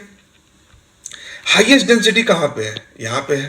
लोएस्ट डेंसिटी कहाँ पे है, यहाँ पे है, या यहाँ पे है, या यहाँ पे है। हाईएस्ट यहाँ पे है, यहाँ पे है, यहाँ पे है, यहाँ पे है। देख रहे हैं बार बार हाई लो हाई लो, तो हाई लो के बीच में ये high low high low high low ऐसा हो रहा है, ठीक है। तो अगर आप गौर से देखिएगा तो आपको दिखेगा कि भाई यहाँ से यहाँ तक मान लीजिए कट कर दिया आप, ठीक है, यहाँ से यहाँ तक कट कर दिए, तो ये आपको ऐसा दिखेगा कि एक स्ट्रक्चर बना ऐसा, और सब वही रिपीट हो रहा है बार बार ऐसा, है ना। ये ऐसा था, फिर ऐसा हुआ, फिर ये ऐसा है, आगे जाएगा ऐसा होगा, फिर ऐसा बनेगा, फिर ऐसा बनेगा, है ना। तो ये जो यूनिट है ना, जिसको आप समझिए कि एटम, हमने जो एटम वाले चैप्टर में पढ़ा तो एटम फंडामेंटल यूनिट हुआ, या सेल वाले चैप्टर में पढ़ा कि बॉडी का फंडामेंटल यूनिट सेल है। तो वैसे ही ये जो पूरा वेव बन रहा है, ट्रांसवर्स वेव जो बन रहा है साउंड का, उसका जो फंडामेंटल यूनिट है ना, उसको अगर हम देखें और उसको लेंथ का नापें तो इसको बोलेंगे वेव का length. This is fundamental unit, ठीक है। ये यूनिट आप यहां से भी ले सकते हैं, बस शर्त यही है कि जहां से लीजिए एक साइकिल कंप्लीट करना आपको। तो ये इसका एक साइकिल हुआ, ठीक है, हाई से हाई तक पहुंच गया। अब देखिए आप सब यही रेप्लिकेट होगा, हाई से लो गया हाई तक, हाई से लो गया फिर हाई तक, ठीक है, 1 2 3 रेप्लिकेट हो गया। हो गया ना, आपका मन है यहाँ से करने का, तो लो से लो तक एक कंप्लीट, फिर देखिए लो से लो तक एक कंप्लीट, फिर देखिए लो से लो तक एक कंप्लीट। ठीक, तो कोई पूछे कि वेवलेंथ क्या होता है, ठीक, और वेवलेंथ में 3 ऑप्शन आपको दे दे, ठीक है, तो एक तो ऐसा डायग्राम दे दे बना के, तो बोले कि हाँ ये वेवलेंथ है। दूसरा आपको बोल दे कि भाई लो हाई से हाई पीक तक, मतलब हाई जो ग्राफ बनाते हैं उसमें हाई से हाई तक, तो हाँ ये भी सही है। बोल दे लो से लो तक, तो ये भी सही है। और एक स्टेटमेंट रहेगा हाई से लो तक, तो ये गलत है, क्योंकि ये आधा ही है, आधा कहाँ गया। ठीक है, तो ये चीज होता है वेवलेंथ। इससे ज्यादा आपको समझने का कोई जरूरत है नहीं, और इससे ज्यादा समझिएगा क्या, इससे ज्यादा इसमें समझने वाला है ही क्या। ठीक है, तो ये चीज है। Just a second. ठीक है, और इसका ऐसा यूनिट क्या होता है, तो हम लोग जानते हैं कि ऐसा यूनिट मीटर होता है। अब ऐसा यूनिट क्यों मीटर होता है भाई, मन किया, जिसका रखने का मन था मीटर रख दिया, साइंटिस्ट लोग आपस में बैठ के डिसाइड कर लिया, बोला इसको हेड बोलेंगे, इसको टेल बोलेंगे, हेड टेल किया, मीटर रख दिया। ठीक है, यही इसका वेवलेंथ होता है। क्रेस्ट, ट्रफ, पीक, वैली, यही जो हमने डिस्कस किया ना, दिस इज वैली। ठीक है, दिस इज ट्रफ, ट्रफ मतलब गड्ढा, वैली मतलब गड्ढा, और दिस इज क्रेस्ट, क्रेस्ट का मतलब क्या होता है, ऊंचाई, चोटी, पीक। ठीक है, ऊंचाई, चोटी, पीक, तो ये ऊंचाई हो गया और ये गड्ढा हो गया। ये हिमालय का ऊंचाई है और ये गंगा वैली है। ठीक है, तो कोई भी देश कब कंप्लीट होगा, इंडिया कब कंप्लीट होता है, हमें हिमालय का ऊंचाई भी चाहिए और गंगा का वैली भी चाहिए, तभी जाके हमारा देश परिपूर्ण होगा। सिर्फ पहाड़ होता तो फिर दिक्कत होता, हम लोग तिब्बत जैसा हो जाते, और सिर्फ नदी होता तो भी दिक्कत था, फिर हम सिर्फ बाढ़ से तबाह रहते। ठीक है, तो किसी भी देश में पहाड़ भी होना चाहिए और नदी घाटी भी होनी चाहिए, तभी वो जो एक जोग्राफिकल एरिया है वो अच्छे से डेवलप करेगा। तो देख लीजिए यहाँ से भी प्रोपोगेट हो रहा है, और मेरी तो आदत है चीज़ों को इसी तरह से समझने और रिलेट करने की। ठीक है, तो डिस्टेंस बिटवीन 2 कंसेक्यूटिव कंप्रेशन और 2 कंसेक्यूटिव रेरिफैक्शन, समझ में आ गया, यही सब चीज़ आपको समझा है। ऐसा यूनिट होता है मीटर, और उसको लैम्डा से डिनोट करते हैं, वेवलेंथ को लैम्डा से डिनोट करते हैं। जैसे मेरा नाम हो गया लैम्डा। ठीक है, कोई लोग नाम पूछ रहे थे ना कमेंट सेक्शन में, माय नेम इज लैम्डा। चलिए, ये हेनरिक रुडोल्फ हर्ट्ज है, इनका नाम याद रखिएगा, इन्हीं के नाम पे फ्रीक्वेंसी को हर्ट्ज रखा गया है। इनके बारे में और मैक्सवेल के बारे में हम इलेक्ट्रोमैग्नेटिक वाले चैप्टर में थोड़ा सा और डिटेल में देखेंगे। ठीक है, इलेक्ट्रोमैग्नेटिक थ्योरी को कंफर्म किया था इन्होंने, मैक्सवेल ने दिया था और कंफर्म किया था हेनरी हर्ट्ज ने। ठीक है, और उसी के बाद सब कुछ हुआ। How many times you are beating drum in unit time is called frequency. ठीक है, तो फ्रीक्वेंसी क्या होता है, तो वेवलेंथ तो हम लोग देख लिए ना कि ये वेवलेंथ है, ये जो है हमारा वेव का लेंथ है। ठीक है, इतना तक तो समझ में आ गया। ठीक है, अब बोलेंगे फ्रीक्वेंसी क्या है, तो ये जो वेवलेंथ है ना, मान लीजिए कि इसको हम एक पॉइंट से दिखा रहे हैं, ठीक है, और एक लाइन खींचते हैं, हम बोलेंगे ना कि 1 सेकेंड में ऐसा वाला वेव यहाँ से कितना वेव क्रॉस किया, 1 सेकेंड में 1 यूनिट टाइम में कितना क्रॉस किया, उसको फ्रीक्वेंसी बोलते हैं। 1 सेकेंड में ऐसा वाला यूनिट, ऐसा वाला डब्बा कै वो क्रॉस किया, उसको बोलते हैं फ्रीक्वेंसी। ठीक है, फ्रीक्वेंसी क्या होता है, हाउ फ्रीक्वेंट यू आर। आपके घर पे मान लीजिए आपका कोई दोस्त है और आपका एग्जाम का टाइम है, अब मान लीजिए बार बार अभी आए, तो आप कितना परेशान हो जाएंगे, बोले कह रहे यार अभी एग्जाम में बार बार आ रहा है, डिस्टर्ब कर देता है, कभी मांगने कभी वो मांगने, बगल वाली कभी आंटी आ जाते हैं, कभी फलना आ जाता है, कभी चलना आ जाता है। ठीक है, क्यों, क्योंकि ये बार बार आ रहा है, बार बार आ रहा है, एक दिन में 10 बार आ रहा है, पहले 5 बार आता था, अभी देखा एग्जाम में चलो डिस्टर्ब करते हैं तो 10 बार आ रहा है ना। जैसे पहले यूट्यूब पे कम वीडियोस डलते हैं, लेकिन जैसे ही एग्जाम आता है तो सब लोग मैराथन वीडियो, ये वीडियो, पापा वीडियो, मम्मी वीडियो डाल देते हैं, फ्रीक्वेंसी बढ़ जाता है। क्यों, क्योंकि बच्चे भी डरे हुए हैं तो ज़्यादा से ज़्यादा वीडियो देखेंगे, फंडामेंटल चीज़ों पे बात तो करनी नहीं है। ठीक है, तो ये हम बोलते हैं कि बार बार आते हैं, तो एक दिन में 10 बार आए, तो कोई पूछेगा क्या फ्रीक्वेंसी है तुम्हारे दोस्त का आने का, तो 10 बार आता है भाई दिन भर में, एक दिन में। ठीक है, तो उसी तरह से हम लोग वेव के लिए जब देखते हैं तो सेकंड में बात करते हैं कि 1 सेकंड में कितना हुआ, जो एक दिन का बात है वो 1 सेकंड में, तो वो जो एक यूनिट है वो 1 सेकंड में कितना ऐसा ऐसा यूनिट पास करता है। ठीक है, या 1 सेकंड में ये कितना ट्रेवल करेगा, इससे भी निकाल सकते हैं कि 1 सेकंड में ये जो यूनिट है वो कितना ट्रेवल करता है, तो वो आप कह सकते हो कि फ्रीक्वेंसी है। या 1 सेकंड में इस पोजीशन को ऐसा वाला कितना डब्बा क्रॉस किया, ऐसा वाला कितना यूनिट 1 सेकंड में यहां से क्रॉस हुआ है, अगर 10 क्रॉस हुआ है तो फ्रीक्वेंसी 10 है, 20 क्रॉस हुआ तो फ्रीक्वेंसी 20 है, 30 क्रॉस हुआ तो फ्रीक्वेंसी 30 है, 40 क्रॉस हुआ तो फ्रीक्वेंसी 40 है। और उसका ऐसा यूनिट दिए है हर्ट्ज, किस लिए? हेनरी हर्ट्ज को रेस्पेक्ट देने के लिए। ठीक है, अब आप बताइए, ये तो मैसेज लेके जा रहा है ना वेवलेंथ, ठीक है, ये तो मैसेज लेके जा रहा है, जो भी मैसेज यहाँ से निकला होगा उसको ये लेके जा रहा है। अब 1 सेकंड में अगर यहाँ से 10 लोग क्रॉस कर रहा है, 1 सेकंड में 20 क्रॉस कर रहा है, 1 सेकंड में 30 क्रॉस कर रहा है, 1 सेकंड में 40 क्रॉस कर रहा है, तो अब क्या बोलेगा, किसका एनर्जी ज़्यादा हाई है? 10 वाले का, 20 वाले का, 30 वाले का, 40 वाले का? 40 वाले का ज़्यादा एनर्जेटिक है, ज़्यादा मैसेज आ रहा है, यहाँ से ज़्यादा मैसेज निकल रहा है और बार बार मैसेज जा रहा है, तो 40 मैसेज जा रहा है, तो ये ज़्यादा एनर्जेटिक है। यानी कि फ्रीक्वेंसी जहाँ ज़्यादा है वहाँ एनर्जी ज़्यादा है, यानी कि जहाँ एनर्जी ज़्यादा है वहाँ फ्रीक्वेंसी ज़्यादा होगा। जिसके पास एनर्जी ज़्यादा है वो ज़्यादा फ्रीक्वेंट होता है।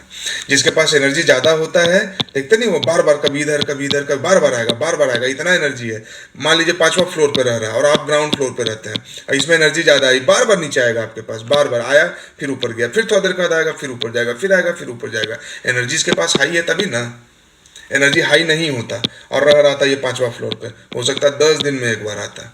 अरे भाई बहुत चलना पड़ता है यार, 200 सीढ़ी उतरना पड़ता है, ऐसा लगता है पाताल लोक में जा रहे हैं। ठीक है, तो हाई एनर्जी रहेगा तभी एकदम फट फट फट फट फ्रिक्वेंसी हाई रहेगा, फट फट जाएगा, फट फट आएगा। ठीक है, ये चीज है। ठीक है, ऑसिलेशन क्या होता है? एक ऑसिलेशन तो भाई वही density from maximum to minimum, तो वो ऑसिलेशन हो गया। The number of such oscillation per unit time is frequency. 5वां तल्ला से दिन भर में कितना बार आ रहा है काउंट कर लेंगे और बोलेंगे दिन भर में इतना आता है, यानी इसका फ्रीक्वेंसी इतना है। और ये क्यों कैलकुलेट करते हैं? ताकि हम प्रेडिक्ट कर सके कि भाई आज मंडे है इतना बार आया है, ट्यूसडे इतना बार आया है। हमको प्रेडिक्ट करना है कि संडे को कितना बार आएगा, और संडे को आपके यहाँ मेहमान आने वाला है, तो आप प्रेडिक्ट करके रखिएगा कितना बार वो आएगा, तो उसी हिसाब से आप तैयारी करके रखिएगा, है ना। तो फ्रीक्वेंसी इसलिए हम लोग कैलकुलेट करते हैं, एनर्जी हमें पता चल जाए, चीज़ों को प्रेडिक्ट कर सकें। तो नंबर ऑफ जो ऑसिलेशन है उसी को फ्रीक्वेंसी बोलते हैं। ऐसा यूनिट हर्ट्ज है, हर्ट्ज को रेस्पेक्ट देने के लिए किए थे। ठीक है, टाइम पीरियड क्या होता है? तो यही म्यू, ये भी नहीं है, ये म्यू है, फ्रीक्वेंसी को म्यू से दिखाते हैं, म्यू। ठीक है, mu equal to 1 by time period, तो टाइम पीरियड 1 बाई म्यू हो जाता है। एक दिन में कितनी बार आया निकाल लेते हैं फ्रीक्वेंसी, और वही टाइम पीरियड हो गया। Time taken by 2 consecutive compression or rarefaction to cross a fixed point is called the time period। Frequency का उल्टा कर दिए, या टाइम पीरियड दिया हुआ है तो उसको उल्टा कर देंगे तो फ्रीक्वेंसी निकल जाएगा, सिंपल। ठीक है, ये देखिए यहाँ पे थोड़ा डिफरेंस दिखाया है कि जिसका वेवलेंथ लॉन्ग है, मान लीजिए इसका हम देखते हैं। ठीक है, लो से हाई फिर लो, एक यूनिट हो गया। यहाँ देखिए लो से हाई, हाई से लो, है ना। इससे देखिए छोटा है, ये यहाँ तक में पूरा वेव कंप्लीट हो रहा है। ठीक है, 1.5 वेव कंप्लीट हो रहा है और ये एक ही वेव कंप्लीट हो रहा है, तो इसका वेवलेंथ यानी कि ज्यादा है। तो वेवलेंथ ज्यादा है तो फ्रीक्वेंसी कम है ना। ये 1 सेकंड में मान लीजिए 1.5 वेव जा रहा है, तो ये 1 सेकंड में एक ही वेव जा रहा है, तो इसका फ्रीक्वेंसी हाई हुआ ना, इसका फ्रीक्वेंसी लो हुआ ना। ठीक, अब सवाल आता है, ठीक है, यहां तक फ्रीक्वेंसी समझ गए हम लोग, अभी एम्पलीट्यूड भी समझेंगे। ठीक, अभी अब सवाल आता है कि वायलिन फ्लूइड वगैरह सब बज रहा है, सेम म्यूजिक है, सेम टाइम पे, सेम मीडियम में, सेम स्पीड पे बजा रहे हैं, सब चीज सेम कर दिए, फिर भी दोनों का साउंड अलग लगता है। सरदार कितने आदमी थे? 2, फिर भी लौट के आ गए, तो वही फिर भी सब सेम लगता है, फिर भी सब डिफरेंट लगता है, फिर भी उसको हम अलग परसीव कर पाते हैं कि अरे यार ये बांसुरी का आवाज लग रहा है और ये गिटार का आवाज लग रहा है, क्यों? और ये कोई चिल्ला रहा है, टोनी कक्कड़, नेहा कक्कड़, क्यों? आ सकता है सवाल, समझे। तो हमारा ब्रेन जो है ना पिच के वजह से होता है, हमारा ब्रेन जो है पिच जो है वो फ्रीक्वेंसी से रिलेटेड है। तो how the brain interprets the frequency of an emitted sound is called its pitch. ठीक है, हमारा ब्रेन कैसे परसीव करता है उसको, और कैसे करता है भी वो आगे और देखेंगे। ठीक है, तो उससे पता चलता है कि भाई मतलब आप पिच को एक तरह से आप समझिए कि वो फ्रीक्वेंसी ही है। ठीक है, तो उसके वजह से जो डिफरेंस क्रिएट होता है और हमारा ब्रेन जो परसीव करता है वो डिफरेंशिएट कर पाता है अलग अलग साउंड को, क्योंकि हम सब साउंड को अलग अलग कैसे परसीव कर पाते हैं। बहुत बार बहुत साउंड का ना आपको फ्रीक्वेंसी, वेवलेंथ सब कुछ सेम मिलेगा। ठीक है, उसके बाद भी हम अलग उसको परसीव कर पाते हैं। ठीक है, तो उसका रीज़न क्या है कि इसमें और भी चीज़ें होती हैं, frequency, pitch, amplitude, multiple frequency, multiple amplitude, ऐसा करके बहुत चीज़ होता है। बट हमें एग्जाम के लिए सिंपली बस सिंपल चीज़ों को समझना है, ठीक है। देखिए अब एम्पलीट्यूड पे आता है। The magnitude of the maximum disturbance in the medium on either side of the mean value is called the amplitude. Tough लगा पढ़ने में, कोई बात नहीं, इसको आसानी से हम लोग समझेंगे। एम्पलीट्यूड क्या होता है, देखिए ये होता है एम्पलीट्यूड, या हम पीछे वाले ही कर्व से देखते हैं, क्योंकि पीछे से ही हमने वो भी देखा था, फ्रीक्वेंसी भी देखा था। ये देखिए, ये जो हाइट है ना, या ये जो डेप्थ है, हिमालय की ऊंचाई या गंगा की गहराई, यही एम्पलीट्यूड है कि आप कितने ऊंचे हैं या आप कितने गहरे हैं। हम क्या कर रहे थे, हम ये कैलकुलेट किए कि तुम कितनी बार जाते हो, कितनी बार निकलते हो, ठीक है। अब क्या देख रहे हैं कि ठीक है, वो तो ठीक है, लेकिन तुम में गहराई है कि नहीं, कितनी गहराई है, तुम में ऊंचाई है कि नहीं, और है तो कितनी है। तो जो जितना एनर्जेटिक होगा वो उतना ऊंचा होगा, जो जितना एनर्जेटिक होगा वो उतना गहरा होगा, और जो जितना गहरा होगा उतना गंभीर होगा, धीर होगा, ठीक है। तो ये ऊंचाई को या ये गहराई को एम्पलीट्यूड बोलते हैं।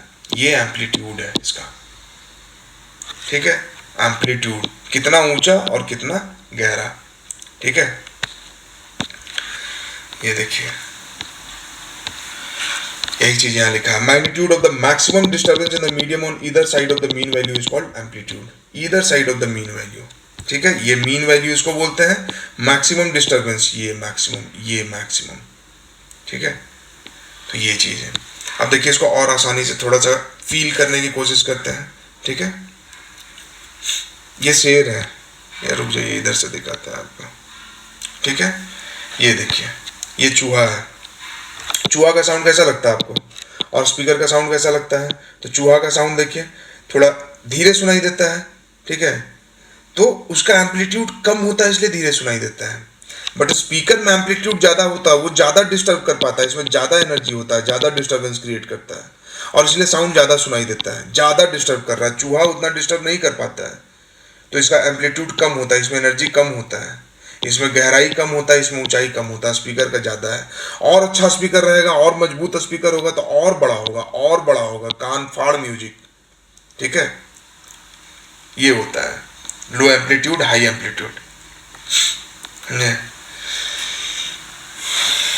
जब एकदम आराम से गाना बजाया जाएगा, मतलब कि आराम से धीरे धीरे प्यार से, लो एम्पलीट्यूड में क्वाइट साउंड, हाई एम्पलीट्यूड में बजाएगा लाउड साउंड, है ना।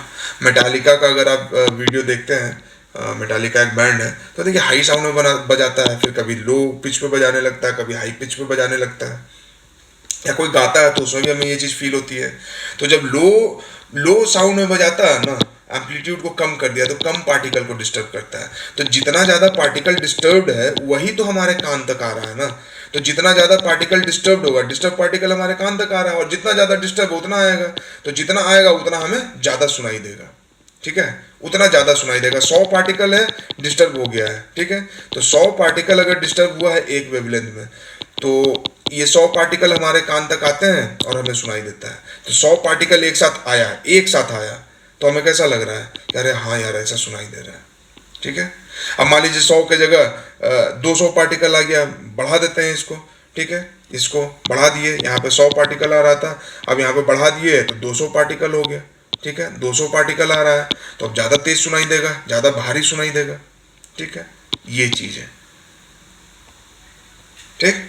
अब इसी में क्या है, फ्रीक्वेंसी है। तो मान लीजिए कि 100 ही पार्टिकल है और यहाँ पे 200 पार्टिकल था। 100 ही पार्टिकल है, 100 पार्टिकल पहले 1 सेकंड में एक बार आ रहा था, अब 100 पार्टिकल को हम आधा सेकंड में एक बार लेके जा रहे हैं। फ्रीक्वेंसी बढ़ा दिए, 1 सेकंड में अब 2 बार जाएगा, तो 1 सेकंड में 2 बार जाएगा, तो हमको 2 बार 50-50 पार्टिकल सुनाई दे रहा है। तो थोड़ा चीची चीची करके सुनाई देगा, हाई फ्रीक्वेंसी पे सुनाई देगा। पार्टिकल तो कम है लेकिन रिपीटेटिव सुनाई दे रहा है। अभी 50 पार्टिकल आया, सुनाई दिया, ठीक है। लो ज़्यादा लाउड नहीं सुनाई दिया, लो सुनाई दिया, ठीक है। लेकिन 50 पार्टिकल है और ये दूसरी बार फिर से आ रहा है तो दोबारा सुनाई दिया, फिर तीसरी बार तुरंत आ गया, तिबारा सुनाई दिया, चौथी बार तुरंत आ गया, चौबारा सुनाई दिया। 1 सेकंड में अगर 4 बार भेज दिए तो 50-50 पार्टिकल ही 4 बार सुनाई दे रहा है। और यहाँ 100 पार्टिकल जो है 1 सेकंड में 1 बार सुनाई दे रहा है। क्यों? क्योंकि इसका फ्रीक्वेंसी इससे कम था, बट इसका एम्पलीट्यूड ज़्यादा है। ये 100 पार्टिकल को डिस्टर्ब किया हुआ है, तो ये 100 पार्टिकल हमारे कान पे सुनाई देता है। तो हम बोलते हैं कि बहुत लाउड बोल रहे हो। कोई लोग बोलता है ना कि बहुत लाउड बोला, अमिताभ बच्चन का आवाज़ है, लाउड है, एम्पलीट्यूड हाई है, उनका बेस हाई है। बट आप लता मंगेशकर का आवाज़ सुनिए तो उनका एम्पलीट्यूड कम है, लेकिन उनकी आवाज़ में मधुरता है, उनका फ्रीक्वेंसी हाई है। फ्रीक्वेंसी तो हाई अपने पे करना है कि हम तेज़ी से बोलें, ये इसमें भी फ्रीक्वेंसी हाई हो सकता है, बट यहाँ समझाने के लिए आपको बता रहे हैं कि यहाँ बस 50 ही पार्टिकल है, ये कम सुनाई देगा। यहाँ 100 पार्टिकल है, ठीक है, यहाँ 25-25 है दोनों में, यहाँ 50-50 है दोनों में, तो टोटल 100 पार्टिकल है। तो जो एनर्जी दिया है वो 100 पार्टिकल को डिस्टर्ब करने में चला गया, और एनर्जी जो है मान लीजिए बराबर एनर्जी दे रहे हैं, इसमें भी उतना ही, इसमें भी उतना ही, तो इसमें एनर्जी कहाँ खर्चा हुआ है? इसमें एनर्जी खर्चा हुआ पार्टिकल को डिस्टर्ब करने में, पार्टिकल को डिस्टर्ब करने में। तो पार्टिकल को डिस्टर्ब करने में खर्चा हुआ, तो सारा एनर्जी पार्टिकल को डिस्टर्ब करने में खर्चा किया, तो ये 100 पार्टिकल को डिस्टर्ब किया। इसमें एनर्जी कहाँ खर्च कर रहा है? बोला पार्टिकल पे थोड़ा कम खर्चा करेंगे, तो 50 ही पार्टिकल को खर्चा करो, लेकिन इसको दोबारा भेजने में खर्च करेंगे, ठीक है। तो ये अपना एनर्जी खर्च किया एम्पलीट्यूड बढ़ाने में, और ये एनर्जी खर्च किया अपना फ्रीक्वेंसी बढ़ाने में। मेरे हिसाब से आपको क्लियर होगा कि आपको 100 रुपया मिला है तो 100 रुपया आप लेके गए, बोले नहीं हम खाएंगे पूरा पैसा, और एक बोला कि नहीं 100 रुपया 50 रुपया खाएंगे और 50 रुपया का खिलौना लेंगे।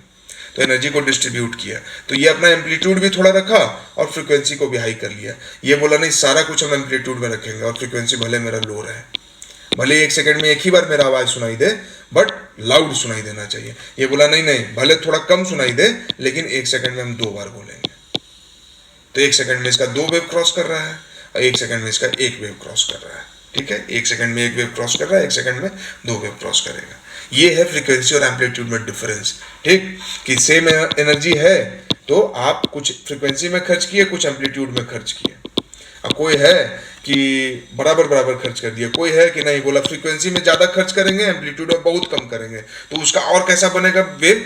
ये जो ऐसा बना हुआ एकदम ऐसा रहेगा, एम्पलीट्यूड बहुत कम रहेगा लेकिन फ्रीक्वेंसी बहुत हाई रहेगा, ठीक है, बहुत हाई फ्रीक्वेंसी रहेगा, बहुत हाई फ्रीक्वेंसी एकदम ऐसा ऐसा ऐसा ऐसा ऐसा ऐसा ये रहेगा, ऐसा बनेगा, ऐसा बनेगा। एम्पलीट्यूड बहुत कम लेकिन बहुत हाई फ्रीक्वेंसी, देख रहे हैं। एक वेव क्रॉस कर रहा था, और एक वेव के अंदर अगर फ्रीक्वेंसी बहुत हाई कर दी तो कितना वेव क्रॉस करने लगा? क्यों? क्योंकि सारा एनर्जी फ्रीक्वेंसी पे डाल दिया, ठीक है। अब मान लीजिए सारा एनर्जी वेवलेंथ पे कोई डाल दे तो कैसा बनेगा? यही चीज़ में यहाँ से मान लीजिए शुरू करते हैं, यहाँ से तो ये ऐसा ऐसा बनेगा। तो देख रहे हैं 1 सेकंड में आधा वेव भी नहीं क्रॉस किया। ये है फ्रीक्वेंसी और एम्पलीट्यूड का कहानी, और उसको एनर्जी से हमने रिलेट कर लिया। अगर समझ में आया हो तो बताइएगा, ठीक है। और समझना है इसको तो समझिए। क्लास में हम लोग पढ़ते थे, क्लास में कोई बच्चा मॉनिटर होता था, कितना भी बार बार ये बोलता था, बार बार बोलता था, बोर्ड पे नाम लिख देंगे, सर से बोल देंगे, मैम से बोल देंगे, कंप्लेन कर देंगे, पढ़ो ना यार, पढ़ना चाहिए, पढ़ने के लिए आए हो, काहे के लिए? तो कोई सुनेगा? खेल कूद कर रहा है, दौड़ रहा है सब, ठीक है, बेचारा परेशान होकर बैठ गया। ये क्यों? ये इसके अंदर जितना एनर्जी था, इसने तय किया कि भाई जोर से तो ये बोल नहीं सकता, धीरे धीरे बोल रहा है लेकिन बार बार बोल रहा है, तो इसका फ्रीक्वेंसी हाई है। वही सेम टाइम पे देखिए जब मैम आई क्लास में, कुछ नहीं, एक बार जोर से बोली और सब बैठ गया, शांत हो गया। इनके अंदर जितना एनर्जी था वो एनर्जी बोली कि फ्रीक्वेंसी पे नहीं एम्पलीट्यूड पे खर्च करेंगे। एक बार जोर से बोलेंगे बैठो, सब बैठ गया। और ये बेचारा क्या कर रहा था? बैठ जाओ प्लीज बैठ जाओ, मैम से कंप्लेन कर देंगे, तुम लोग क्यों नहीं मान रहे हो, प्लीज बैठ जाओ, मानो बात, पढ़ने के लिए आए हो, क्लास में क्यों शोर कर रहे हो, बगल वाला डिस्टर्ब हो रहा है। इसका लो फ्रीक्वेंसी कोई बात ही नहीं सुन रहा। इसके अंदर जितना एनर्जी था वो सब फ्रीक्वेंसी में ही डाल दिया। कोई होगा इन दोनों के बीच वाला, ठीक है, तो वो फ्रीक्वेंसी और एम्पलीट्यूड दोनों को मैनेज करेगा, तो उसका ग्राफ कुछ ऐसा बन जाएगा, ठीक है, दोनों के बीच वाला। इससे ज़्यादा फ्रीक्वेंसी एम्पलीट्यूड मुझे नहीं लगता कि आप समझाए, नहीं तो पीएचडी हो जाएगा फिर, ठीक है। ये देखिए, अब इसीलिए ये सवाल आता है कि चिड़िया का आवाज जो है, अब चिड़िया क्या है, चिड़िया कितना पार्टिकल डिस्टर्ब कर सकती है? इसका चोंच देख रहे हैं, मुंह देख रहे हैं, मैक्सिमम खोली तो इतना खुला है, ठीक है, तो इतना ही एयर पार्टिकल को ना डिस्टर्ब करेगी अपने पास में, जितना मुंह के पास इसका है, ठीक है, इतना ही डिस्टर्ब कर सकती है, ठीक है। और एम्पलीट्यूड क्या होता है? नंबर ऑफ पार्टिकल, हवा में जितना पार्टिकल है उसको डिस्टर्ब किए वो एम्पलीट्यूड डिसाइड करता है। अब ये 50 ही पार्टिकल कर पा रही है भाई, तो क्या कर सकती है? इसके अंदर जो एनर्जी है, बहुत एनर्जी है मान लीजिए, लेकिन 50 ही पार्टिकल डिस्टर्ब कर पा रही है, ठीक है। एक बार में से ज्यादा इसका मुंह ही नहीं खुल रहा है, तो 50 पार्टिकल डिस्टर्ब की। अब इसके हाथ में क्या है कि एनर्जी तो बहुत है इसके अंदर, तो क्या करेगी? भाई मुंह तो इतना ही खुला तो 85 पार्टिकल डिस्टर्ब कर पा रहे हैं, तो अब करेंगे क्या कि जल्दी जल्दी डिस्टर्ब करेंगे, जल्दी जल्दी डिस्टर्ब करेंगे, जल्दी जल्दी डिस्टर्ब करेंगे। ठीक है, बहुत सारा वेव निकाल देंगे, बहुत सारा वेव निकाल देंगे, बहुत सारा वेव निकाल देंगे। तो इसका वेव कैसा निकलेगा? ऐसा ऐसा ऐसा ऐसा ऐसा ऐसा ऐसा तेजी से। इसका वेव कैसा निकलेगा? ये लाइन बना दीजिए, ऐसा ऐसा ऐसा ऐसा तेजी से, मतलब फ्रीक्वेंसी हाई। क्यों? क्योंकि एनर्जी तो बहुत है लेकिन पार्टिकल ज्यादा डिस्टर्ब हो नहीं रहा है, चोच छोटा खुल रहा है। तो बोले कि चोच छोटा खुल रहा है तो कोई बात नहीं, 50 पार्टिकल एक बार में डिस्टर्ब हो रहा है ना, तो हम 50-50 बहुत जल्दी जल्दी करेंगे, बहुत हाई फ्रीक्वेंसी में भेजेंगे, तो बहुत हाई फ्रीक्वेंसी में भेजती है। ठीक है, तो इसलिए ची ची ची ची ची ची ची ची ची ची ची ची सुनाई देता है। ठीक है, झिंगुर जब आप रात में गांव में रहे होंगे, अगर आप रात में कितना झिंगुर बोलता है, और गलती से अगर बाजार से आप रात में 8 बजे 9 बजे आ रहा है, थोड़ा बहुत बारिश का दिन है, तो मेढक के टटर के पहले आपको झिंगुर का आवाज सुनाई देता है। क्यों सुनाई देता है? इसका भी मुंह और छोटा है, तो एक बार में तो 20 ही पार्टिकल डिस्टर्ब करेगा, लेकिन बहुत जल्दी जल्दी करता है, जल्दी जल्दी करता है, तो झिन झिन झिन झिन झिन झिंगुर का आवाज सुनाई देता है बहुत तेजी से। तेजी से मतलब कि बहुत जल्दी जल्दी बार बार सुनाई देता है, बार बार सुनाई देता है। लेकिन जंगल का राजा शेर देखिए कितना बड़ा मुंह खोला, इतना बड़ा। चिड़िया कितना बड़ा खोली थी, इतना बड़ा। और ये कितना बड़ा, इतना बड़ा। तो ये नंबर ऑफ पार्टिकल ज्यादा डिस्टर्ब कर रहा है, ये 500 पार्टिकल को एक बार में डिस्टर्ब कर रहा है। ठीक है, तो अगर इसका वेव बनाएंगे तो कैसा बनेगा? ये देखिए यहाँ पे बना हुआ है,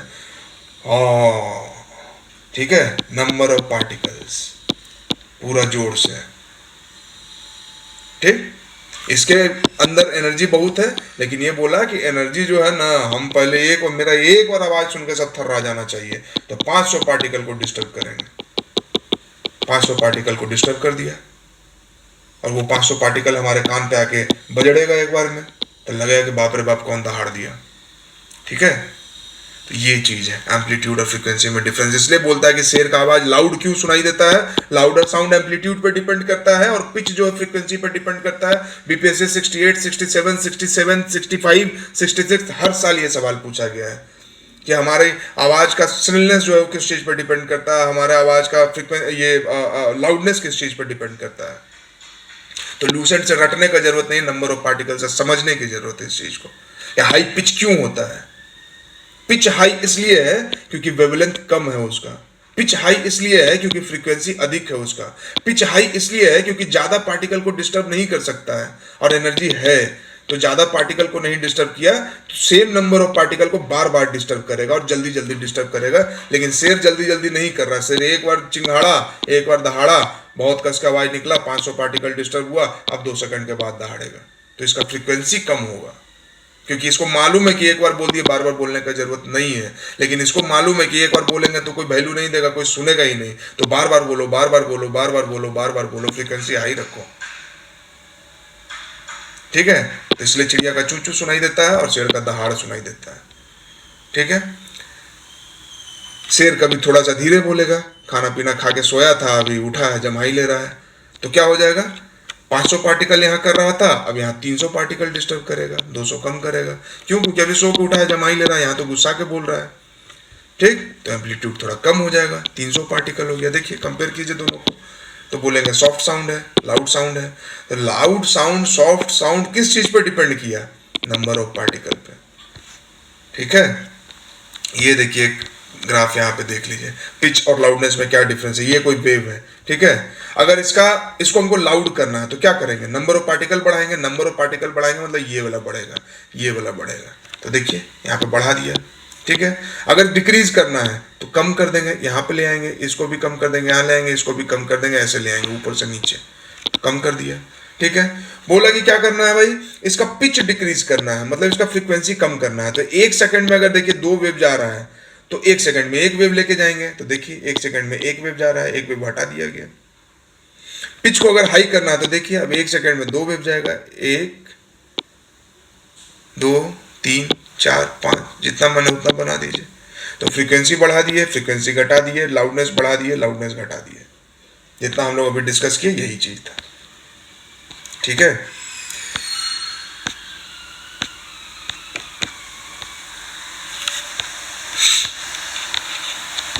ये देखिए नॉइज क्या होता है। नॉइज में अगर आपसे ऑप्शन पूछ दे कि क्या है नॉइज, नॉइज का मतलब क्या होता है? मल्टीपल फ्रीक्वेंसी, मल्टीपल वेवलेंथ, पता ही नहीं है कि क्या चल रहा है, दिन चक पूजा टाइप, क्या गा रही है उसको खुद ही नहीं मालूम है, कभी फ्रीक्वेंसी हाई, कभी वेवलेंथ हाई, कभी पिच हाई, कभी कुछ लो, मालूम ही नहीं है, रैंडम बन रहा है। ठीक है, लेकिन बोलते कह रहे कितना अच्छा बोलता है, एक टोन में बोलता है, उसका वेवलेंथ फ्रीक्वेंसी फिक्स है। लोकसभा के स्पीकर मीरा कुमार, श्रीमती मीरा कुमार, जो बिहार से हैं, बाबू जगजीवन राम जी की बेटी है, बाबू जगजीवन राम पे भी एक वीडियो हम लोग बनाएंगे।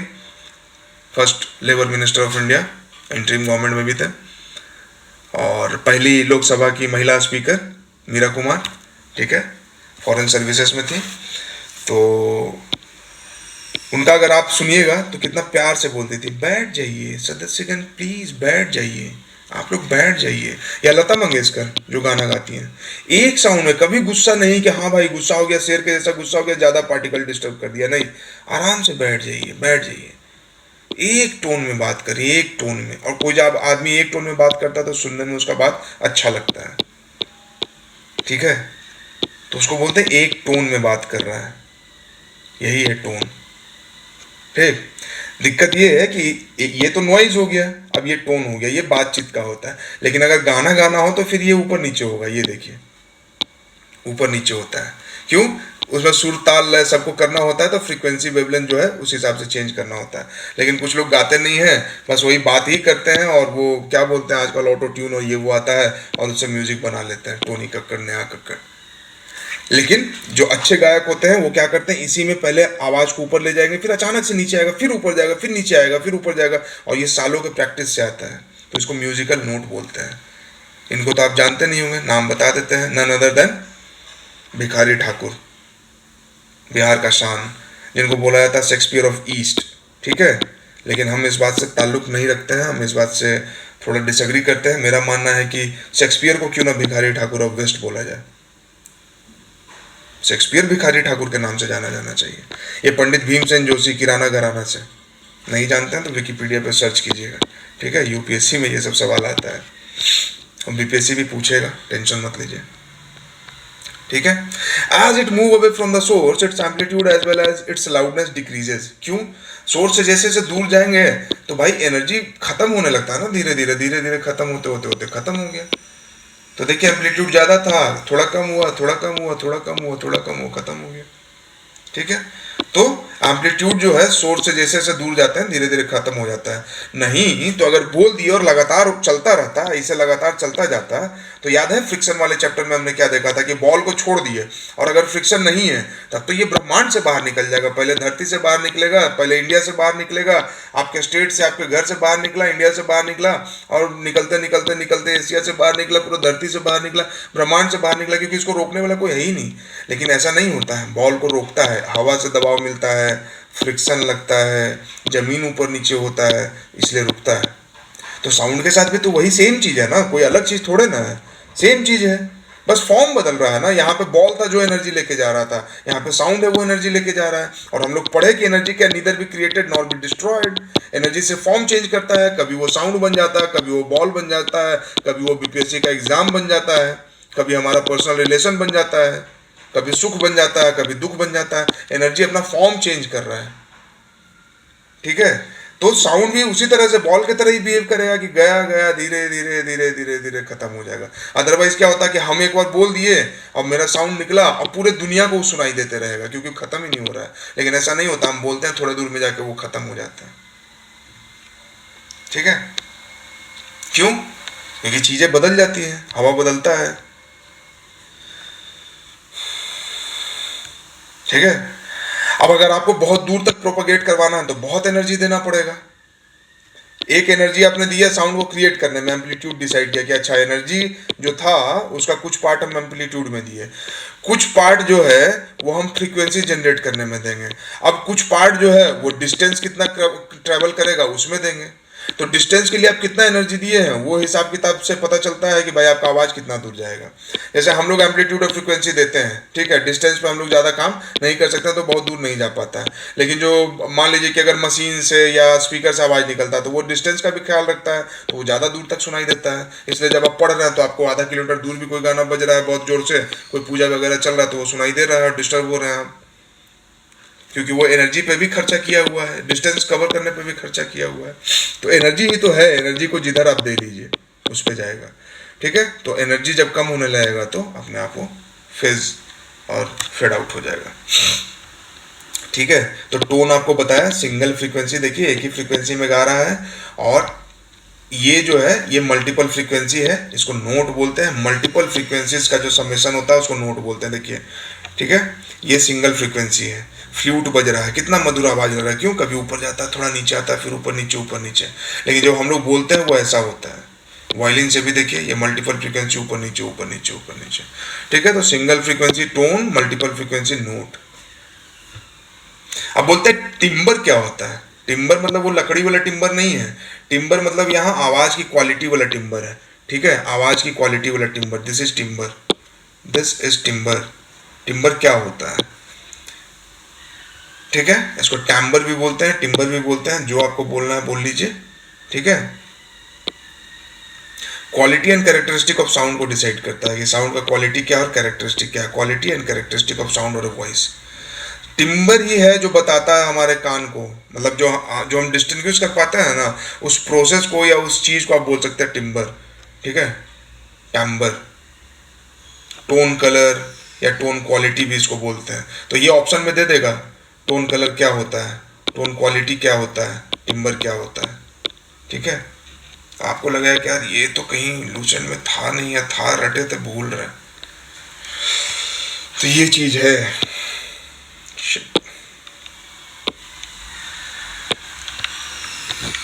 चलिए, अब यहाँ पे ये सब सवाल पूछा है, इसको आप बनाइएगा। वेवलेंथ क्या होता है, फ्रीक्वेंसी क्या है, टाइम पीरियड क्या है, एम्पलीट्यूड क्या है। How wavelength and frequency of a sound wave are related to speed, ये भी आप सोचिएगा, ठीक है। The amount of sound energy passing each second through unit area is called intensity, ठीक है। साउंड एनर्जी कितना पास कर रहा है कि यूनिट एरिया से एक सेकंड में, उसको इंटेंसिटी बोलते हैं। लाउडनेस और इंटेंसिटी एक चीज नहीं है, ये याद रखिएगा। लाउडनेस अभी आपको हम बता दिए कि क्या होता है, ठीक है, और इंटेंसिटी क्या होता है, एनर्जी कितना पास कर रहा है एक यूनिट एरिया से, ठीक है।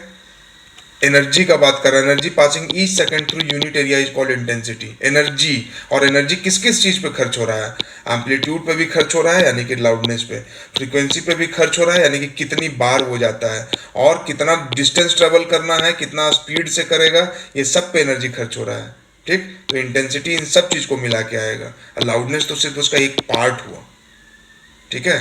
तो अगर एनर्जी वाला से नहीं समझाते तो ये चीज आपको समझने में मुश्किल लगता, ठीक है। Loudness is a measure of the response of ear to the sound, ये वो सब चीज गोल गोल बात अंग्रेजी में विनोद भाई, ठीक है, ये चीज है। ये देखिए, क्वालिटी और टिम्bre, लाउडनेस पिच, पिच मतलब फ्रीक्वेंसी, लाउडनेस एम्पलीट्यूड, क्वालिटी और टिम्bre वेव फॉर्म। वेव कैसा फॉर्म हो रहा है, सेम एम्पलीट्यूड है, सेम एनर्जी है, लेकिन वेव देखिए इसका ऐसा फॉर्म हो रहा है, ऐसा फॉर्म हो रहा है, ऐसा फॉर्म हो रहा है, और ये ऐसा फॉर्म हो रहा है। तो ये जब कान पे आएगा ना तो हम उसको डिफ्रेंशिएट कर पाते हैं कि किसका है, वायलिन का है, टोनी कक्कड़ का है, नेहा कक्कड़ का है, कि भिखारी ठाकुर का है, कि पंडित भीमसेन जोशी का है, कि लता मंगेशकर का है, कि अरिजीत सिंह का है, ठीक है। और फ्रीक्वेंसी तो आप समझिएगा, एम्पलीट्यूड आप समझिएगा, ये चीज है। और हाँ, जो लोग को नहीं पता तो बता देते, ये सब चीजें जो है ना, ये एनसीईआरटी में नहीं दिया हुआ है, ये अलग से लेके आते हैं, पढ़ते हैं, पहले खुद पढ़ना पड़ता है 2 4 6 घंटे, तब जाके पूरा लेक्चर तैयार करते हैं कि आप लोगों को कैसे ल्यूसिड वे में समझाया जाए ताकि आपके दिमाग में एकदम फिट हो जाए। आपने कभी साइंस ना पढ़ा हो तो भी आपको समझ में आ जाए कि क्या है। चलिए, अब speed of sound is different in different media, sound of a thunder, flash light, ये वो सब कुछ, ठीक है। अब स्पीड ऑफ साउंड क्या होता है, तो अगेन हम लोग लौट के आएंगे उसी चीज पे, ठीक है, कि स्पीड ऑफ साउंड मीडियम पे कैसे डिपेंड करता है। तो देखिए, ये जो पीछे हमने देखा था, ये जो हमने देखा था इस वाले में, और यहाँ पे ऐसे ऐसे बनाए थे, एक बार एक केस लिए थे 1 2 3 1 2 3 ऐसा केस लिए थे हम लोग, 1 2 3 4 ऐसा केस लिए कि बहुत सारा आदमी खड़ा है, थोड़ा कम आदमी खड़ा है, और कम, और यहाँ तो है ही नहीं, ठीक है। तो हमने देखा था कि यहाँ पे साउंड ज्यादा तेजी से प्रोपेगेट कर रहा है, क्यों, क्योंकि यहाँ डेंसिटी ज्यादा है, ज्यादा लोग था, तो तेजी से मैसेज आगे पीछे, तेजी से मैसेज आगे पीछे हो रहा है। यहाँ थोड़ा लोग कम हो गया तो वो तेजी थोड़ा कम हो गया, यहाँ और कम हो गया तो थोड़ा और कम हो गया, यहाँ नहीं है तो खत्म हो गया। तो मीडियम जितना डेंस होगा साउंड का स्पीड उतना ज्यादा होगा, ठीक है। मीडियम जितना डेंस होगा साउंड का स्पीड उतना ज्यादा होगा, ठीक है। और इसके पीछे एक फॉर्मूला आपको हम बताना भूल गए, ठीक है। ये देखिए, अच्छा यहीं से तो थे हम लोग, भिखारी ठाकुर, हाँ स्पीड ऑफ साउंड। स्पीड क्या होता है? Speed distance by time. Distance क्या है इसका? वेवलेंथ लैम्डा, और टाइम क्या है? एक टाइम पीरियड है, ठीक है। तो lambda by time period, wavelength निकालना है तो v इंटू टी, ठीक है। इसी फॉर्मूला को डिराइव करके v equal to velocity equal to lambda into mu कर दिया, speed equal to wavelength into frequency. Wavelength भी एनर्जी, फ्रीक्वेंसी भी एनर्जी, ये डिपेंड करता है कि स्पीड कितना होगा, किस चीज़ पे आप क्या खर्च किए हैं उसके हिसाब से स्पीड आपका तय होगा कि कितनी तेजी से आपका साउंड जाता है। आप वेवलेंथ पे ज़्यादा खर्च किए कि फ्रीक्वेंसी पे ज़्यादा खर्च किए, ठीक है। Energy can neither be created nor be destroyed.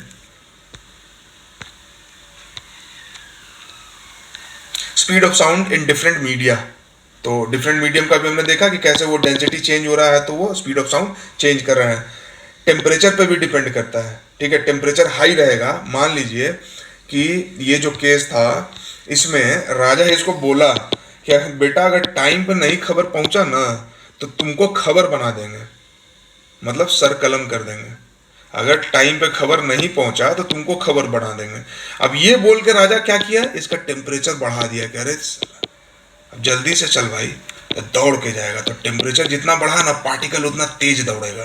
तो ये हम लोग पिछले चैप्टर्स में देखे हैं कि जब बर्नर जला के टेम्परेचर बढ़ाते हैं तो पार्टिकल का मूवमेंट कितना तेज हो जाता है, कैसे प्रेशर बढ़ा देता है और हर जगह प्रेशर लगने लगता है और फिर फाइनली बॉईल करने लगता है। तो वही सेम चीज़ है, बोले तो कि आदमी हो, इंसान हो, पार्टिकल हो, बर्तन में गर्म होने वाला पानी हो या फिर यहाँ पे गर्म होने वाला आदमी हो, कैरेक्टरिस्टिक सेम रहेगा। तो इसका टेम्परेचर बढ़ गया, अब ये तेजी से दौड़ेगा, ठीक है। तो डेंसिटी कम भी है ना, यहाँ कम लोग भी खड़ा है, ये राजा को बोल देकर राजा साहब कैसे मैसेज जाएगा इतना जल्दी, इतना कम लोग रास्ता में है। बोले कि अगर नहीं गया मैसेज टाइम पे तो तुमको मैसेज बना देंगे। बढ़ गया इसका टेम्परेचर, टेम्परेचर बढ़ा तो तेजी से दौड़ के जाएगा, तो डेंसिटी कम रहने के बाद भी ये तेजी से मैसेज ट्रांसफर करेगा, ठीक है। यही बात यहां पे बोला जा रहा है। टेम्परेचर पे डिपेंड करता है, डेंसिटी पे तो करता ही करता है, टेम्परेचर पे भी डिपेंड करता है। Decrease when go from solid to gaseous, क्यों? सॉलिड ज्यादा डेंस होता है तो इसमें साउंड ज्यादा रहेगा, डेंसिटी ज्यादा है, ठीक है। और गैसियस में जाएंगे तो कम हो जाएगा। सॉलिड के साथ साथ सॉलिड का टेम्परेचर बढ़ा दिए तो और बढ़ जाएगा, और बढ़ जाएगा। सॉलिड क्या होता है? लोहा का पटरी है रेल का, तो एकदम टाइटली पैक्ड ऐसे ऐसे मॉलिक्यूल है, तो बहुत तेजी से खबर एक दूसरे को दे रहा है, बहुत तेजी से दे रहा है। लेकिन अगर हम हवा ले लें तो हवा में पार्टिकल थोड़ा दूर दूर है ना, तो जाने में आने में टाइम लग रहा है। लेकिन यही हवा को अगर हम गर्म कर दें, जो भी हमने पीछे देखा, तो ये पार्टिकल तेजी से जाएगा, तेजी से जाएगा, तेजी से जाएगा, तेजी से जाएगा। तो टेम्परेचर बढ़ा तो डेंसिटी कम रहने के वजह के बावजूद भी जो मैसेज है वो तेजी से जाएगा, एनर्जी जल्दी ट्रांसफर होगा, ठीक है। ये चीज होता है।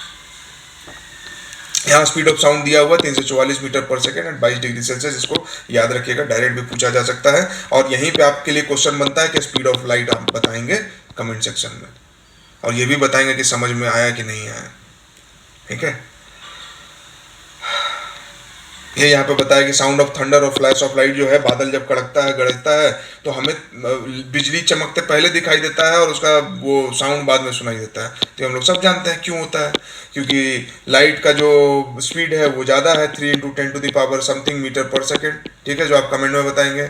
और साउंड का स्पीड जो है वो 344 मीटर पर सेकेंड, जो अभी हमने नीचे देखा 22 डिग्री सेल्सियस पे ऊपर नीचे होगा, टेम्परेचर के हिसाब से, डेंसिटी के हिसाब से आइडियली लेके चलते हैं। तो ये कम है, ये ज़्यादा है, इसलिए हमें साउंड बाद में सुनाई देता है और ये पहले सुनाई दे देता है। अब यहाँ से कुछ हम लोग इंपॉर्टेंट चीज़ों को और देखेंगे, लेकिन उसके पहले कुछ चीज़ है जो हम चाहेंगे कि आप याद कर लीजिए, क्योंकि अगर डायरेक्ट आ गया ये टेबल वाला चीज़ कि सॉलिड है, सॉलिड में अगर बोल दे कि एल्युमिनियम का स्पीड ज़्यादा है या स्टील में ज़्यादा साउंड है, तो आपको लगेगा कि यार स्टील ज़्यादा डेंस है और हम तो इतना डेंसिटी बोले तो स्टील मार के आइएगा। नहीं, एल्युमिनियम में साउंड का स्पीड ज़्यादा होता है 25 डिग्री सेल्सियस पे। तो ऐसे अगर आपसे सवाल पूछे नॉर्मल कंडीशन पे किसका स्पीड ज़्यादा होगा, किस में ज़्यादा, किस मीडियम में ज़्यादा होगा, एल्युमिनियम में ज़्यादा होता है, स्टील में कम होता है। याद रखिएगा, एल्युमिनियम में ज़्यादा होता है, स्टील में कम होता है। एल्युमिनियम सोच के लगता है कि डेंसिटी कम है और स्टील का डेंसिटी ज़्यादा है। हमको नहीं मतलब क्या है, हम उतना मेटलर्जी में नहीं जाएंगे, हम बीटेक नहीं किए मेटलर्जिकल एंड मटेरियल्स इंजीनियरिंग से, ठीक है, हम किए हैं, आप नहीं किए होंगे।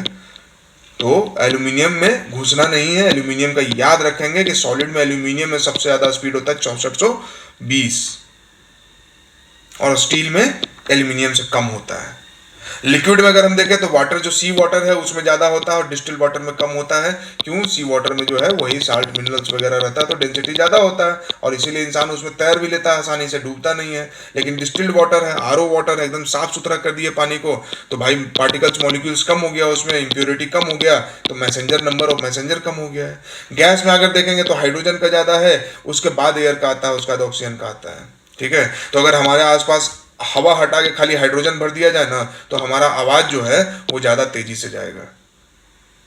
ठीक, तो जो छत पे खड़ा होकर हम लोग चिल्लाते हैं, किसी को बुलाते हैं और आवाज नहीं सुनाई देता दूर ग्राउंड में, तो अगर अगली बार से आपको चिल्लाना हो और छोटे भाई या बहन को बुलाना हो ग्राउंड से और आप छत पे खड़ा हैं, तो एक काम कीजिएगा कि ढेर सारा हाइड्रोजन का गुब्बारा वहां फोड़ दीजिएगा ताकि हाइड्रोजन हाइड्रोजन हो जाए और जब बोलिएगा तो तेजी से उसको सुनाई देगा 5 किलोमीटर दूर से भी।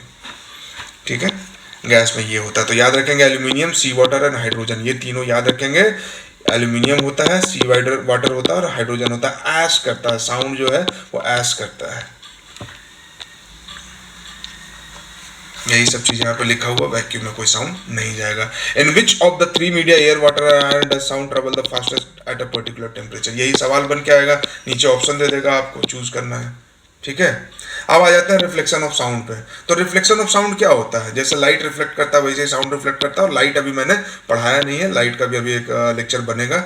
रिफ्लेक्शन बेसिकली क्या होता है, आप देखिए रिफ्लेक्शन क्या हो रहा है, आप बॉल को फेंकते हैं दीवार में, बॉल आपके पास वापस आता है। ठीक है, आप खेल रहे हैं, आप बॉल को यहाँ पे ऐसे टपका मारते हैं। ठीक है, क्यों? आप बोल रहे हैं कि भाई देखो हम बहुत अच्छा खेलने वाले हैं, हम निशाना यहाँ से लगाएंगे, डायरेक्ट नहीं लगाएंगे, इनडायरेक्ट लगाएंगे, जमीन पे मारेंगे और जाके यहाँ पे टकराएगा। तो आप यहाँ पे मारे और वो जाके यहाँ पे टकराया। तो हम लोग बचपन से हालांकि वैसे पढ़ते आ रहे हैं कि ये जो एंगल होता है ये एंगल बराबर होता है। जो लाइट नहीं भी जानते होंगे तो भी थोड़ा बहुत तो पता होगा ना, ये एंगल बराबर होता है, जितना आप इधर से मारे उतना ही इधर से जाएगा। ठीक है, बराबर सिमेट्री लाने के लिए। या कैरम बोर्ड हम लोग खेले होंगे, तो कैरम बोर्ड में क्या होता है कि हम गोटी को हमको ये होल में लेके जाना है, तो हम क्या करते हैं, बहुत बार डायरेक्ट मारते हैं और बहुत बार इनडायरेक्ट मारते हैं। तो जो स्ट्राइकर यहाँ पर रख के मारते हैं तो क्या देखते हैं कि यहाँ से इसको ऐसे मारेंगे, इस गोटी को, ये रानी कलर का जो गोटी होता है ये यहाँ टकराए और यहाँ पे वापस आए। तो कैलकुलेशन क्या चलता है कि ये लाइन ऐसा एकदम यहाँ तक आ जाए, और वो कैलकुलेशन इसके हिसाब से रहता है कि जितना एंगल पे ये है उतना ही एंगल पे ये होना चाहिए, तभी यहाँ टकरा के इधर आएगा। और इसी को हम लोग बोलते हैं कि क्या निशाना लिया है। तो साउंड भी ऐसे ही टकरा के ऐसे आता है, लाइट भी ऐसे ही टकरा के ऐसे आता है। आपको फेंक दिया जाए तो आप भी टकरा के ऐसे ही आएंगे, हमको फेंक दिया जाए तो हम भी टकरा के ऐसे ही आएंगे, बम फेंक दिया जाए तो बम भी टकरा के ऐसे ही आएगा, अनलेस अनटिल कि यहीं पे ना फट जाए। ठीक है, ये चीज होता है। तो रिफ्लेक्शन ऑफ साउंड भी ऐसे ही होगा। ठीक है, the direction in which the sound is incident and is reflected make equal angles with the normal to the reflecting surface of the point. गोल गोल अंग्रेजी में बोला जा रहा है विनोद भाई। देखिए यहाँ से आवाज गया, यहाँ से रिफ्लेक्ट होगा, ये जब लाइन खींचेंगे ना तो ये एंगल बराबर रहेगा, ये एंगल बराबर रहेगा, सिमेट्री होना चाहिए ना, तो ये एंगल बराबर हो जाएगा। ठीक, तो अगर यहाँ पे कान है और यहाँ पे घड़ी है, आपको सुनाना है, तो आपको घड़ी और कान को इस तरह से रखना होगा कि ये एंगल घड़ी का और ये एंगल कान का बराबर होना चाहिए इस सरफेस से। तो घड़ी का टिक टिक यहाँ गया, यहाँ टकराया और यहाँ से फिर ऐसे कान में आ जाएगा। ठीक है, तो ये भी पूछ दे कि किस एंगल पे, तो ये एंगल हालांकि ये पूछेगा नहीं, ये बस थोड़ा सा क्या समझने के लिए किया गया है। अब इको और रेवर्बेशन हम लोग समझेंगे, इको क्या होता है और रेवर्बेशन क्या होता है। ठीक है, इको मतलब समझते हैं ना कि एक ही बात बार बार सुनाई देता है। इको चैम्बर की एक चैम्बर है, जो बोल रहे हैं बस हम बोल रहे हैं और हम ही सुन रहे हैं, हमको पता मतलब लगता है कि हम ही सबसे स्मार्ट हैं, तो हम अपने रूम में बैठ के सिर्फ अपना तारीफ करते रहते हैं और हमें लगता है कि हम सबसे होशियार अपना ही आवाज़ में खोए रहते हैं। फिर बाहर का हकीकत से हमारा रिश्ता टूट जाता है और एक दिन अचानक पता चलता है कि हम उतने होशियार थे नहीं जितना खुद को समझ रहे थे, और ये जब बबल टूटता है तो बहुत तकलीफ होता है। नेताओं के साथ अक्सर ऐसा होता है, कभी कभी नेताओं को लगता है कि बहुत पावरफुल है, हमसे पावरफुल कोई है ही नहीं, हमसे देश है, देश से हम नहीं है। और सब नेता को ऐसा लगता है, पावर करप्ट्स। ठीक है, इमरजेंसी लगा दिया जाता है और उसके बाद फिर जनता जो है, बाहर का हकीकत कुछ और है, तो जनता चुनाव में बता देती है, बुरी तरह से हराती है। सबके साथ होता है ये, एनीबॉडी, पावर करप्ट्स ना। ठीक है, तो खैर हमें तो यहाँ पे इको देखना है कि इको क्या है। इको है कि आपने जो बोला वही आप ही को सुनाई दे रहा है दोबारा, that is echo, nothing else. ठीक, अब सुनाई कब देगा दोबारा आपको? आपका कान है, गया साउंड, ठीक है, टकराया और फिर आया। ठीक, आप बोल रहे हैं तो जब मुंह से जो आवाज निकला, ये मान लीजिए मुंह है आपका, मुंह से आवाज निकला तो वो भी तो कान में गया ना। तो ये कान में आया और मुंह से आवाज निकला किसी दीवार से टकराया, ठीक है, तो जो दीवार से आवाज टकराया वो भी तो इधर आएगा ना, ठीक, ये दोनों सुनाई देगा आपको। लेकिन दोनों कब सुनाई देगा, कैसे सुनाई देगा? अगर मुंह से जो निकला आवाज वो तुरंत सुनाई दे दिया, जो मुंह से निकला वो सुनाई दिया, और सेम टाइम पे दीवार वाला भी आ गया, तो आपको पता चलेगा कि मुंह वाला आवाज सुनाई दे रहा है कि दीवार वाला सुनाई दे रहा है। जैसे हम अभी बैठ के टेबल पे लेक्चर बना रहे हैं, मेरे सामने दीवार है, ठीक है, तो हम बोल रहे हैं तो मेरा मुंह वाला आवाज मेरे कान में जा रहा है कि दीवार से टकरा के आ रहा है मेरे कान में आ रहा है, हमको पता ही नहीं चल रहा है, ठीक है।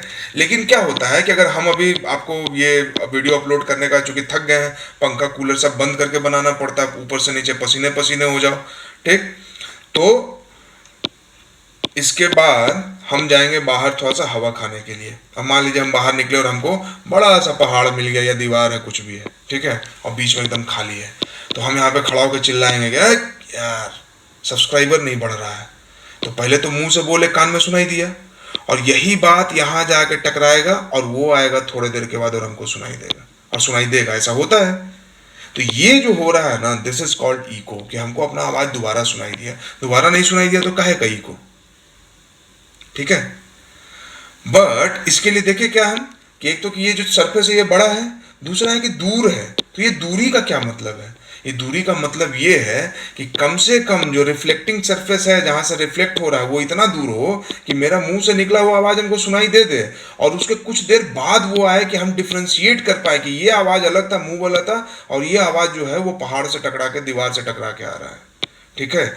इसको निकालते हैं to hear a distinct echo the time interval between the original sound and the reflection one must be at least 0.1 second, ठीक है। अगर 344 मीटर पर सेकेंड हम स्पीड लेते हैं तो 0.1 सेकेंड का डिफरेंस होना चाहिए मेरे मुंह से आया हुआ आवाज और दीवार से आया हुआ आवाज में, तभी जाके हमको सुनाई देगा इको, दीवार से टकरा के आया।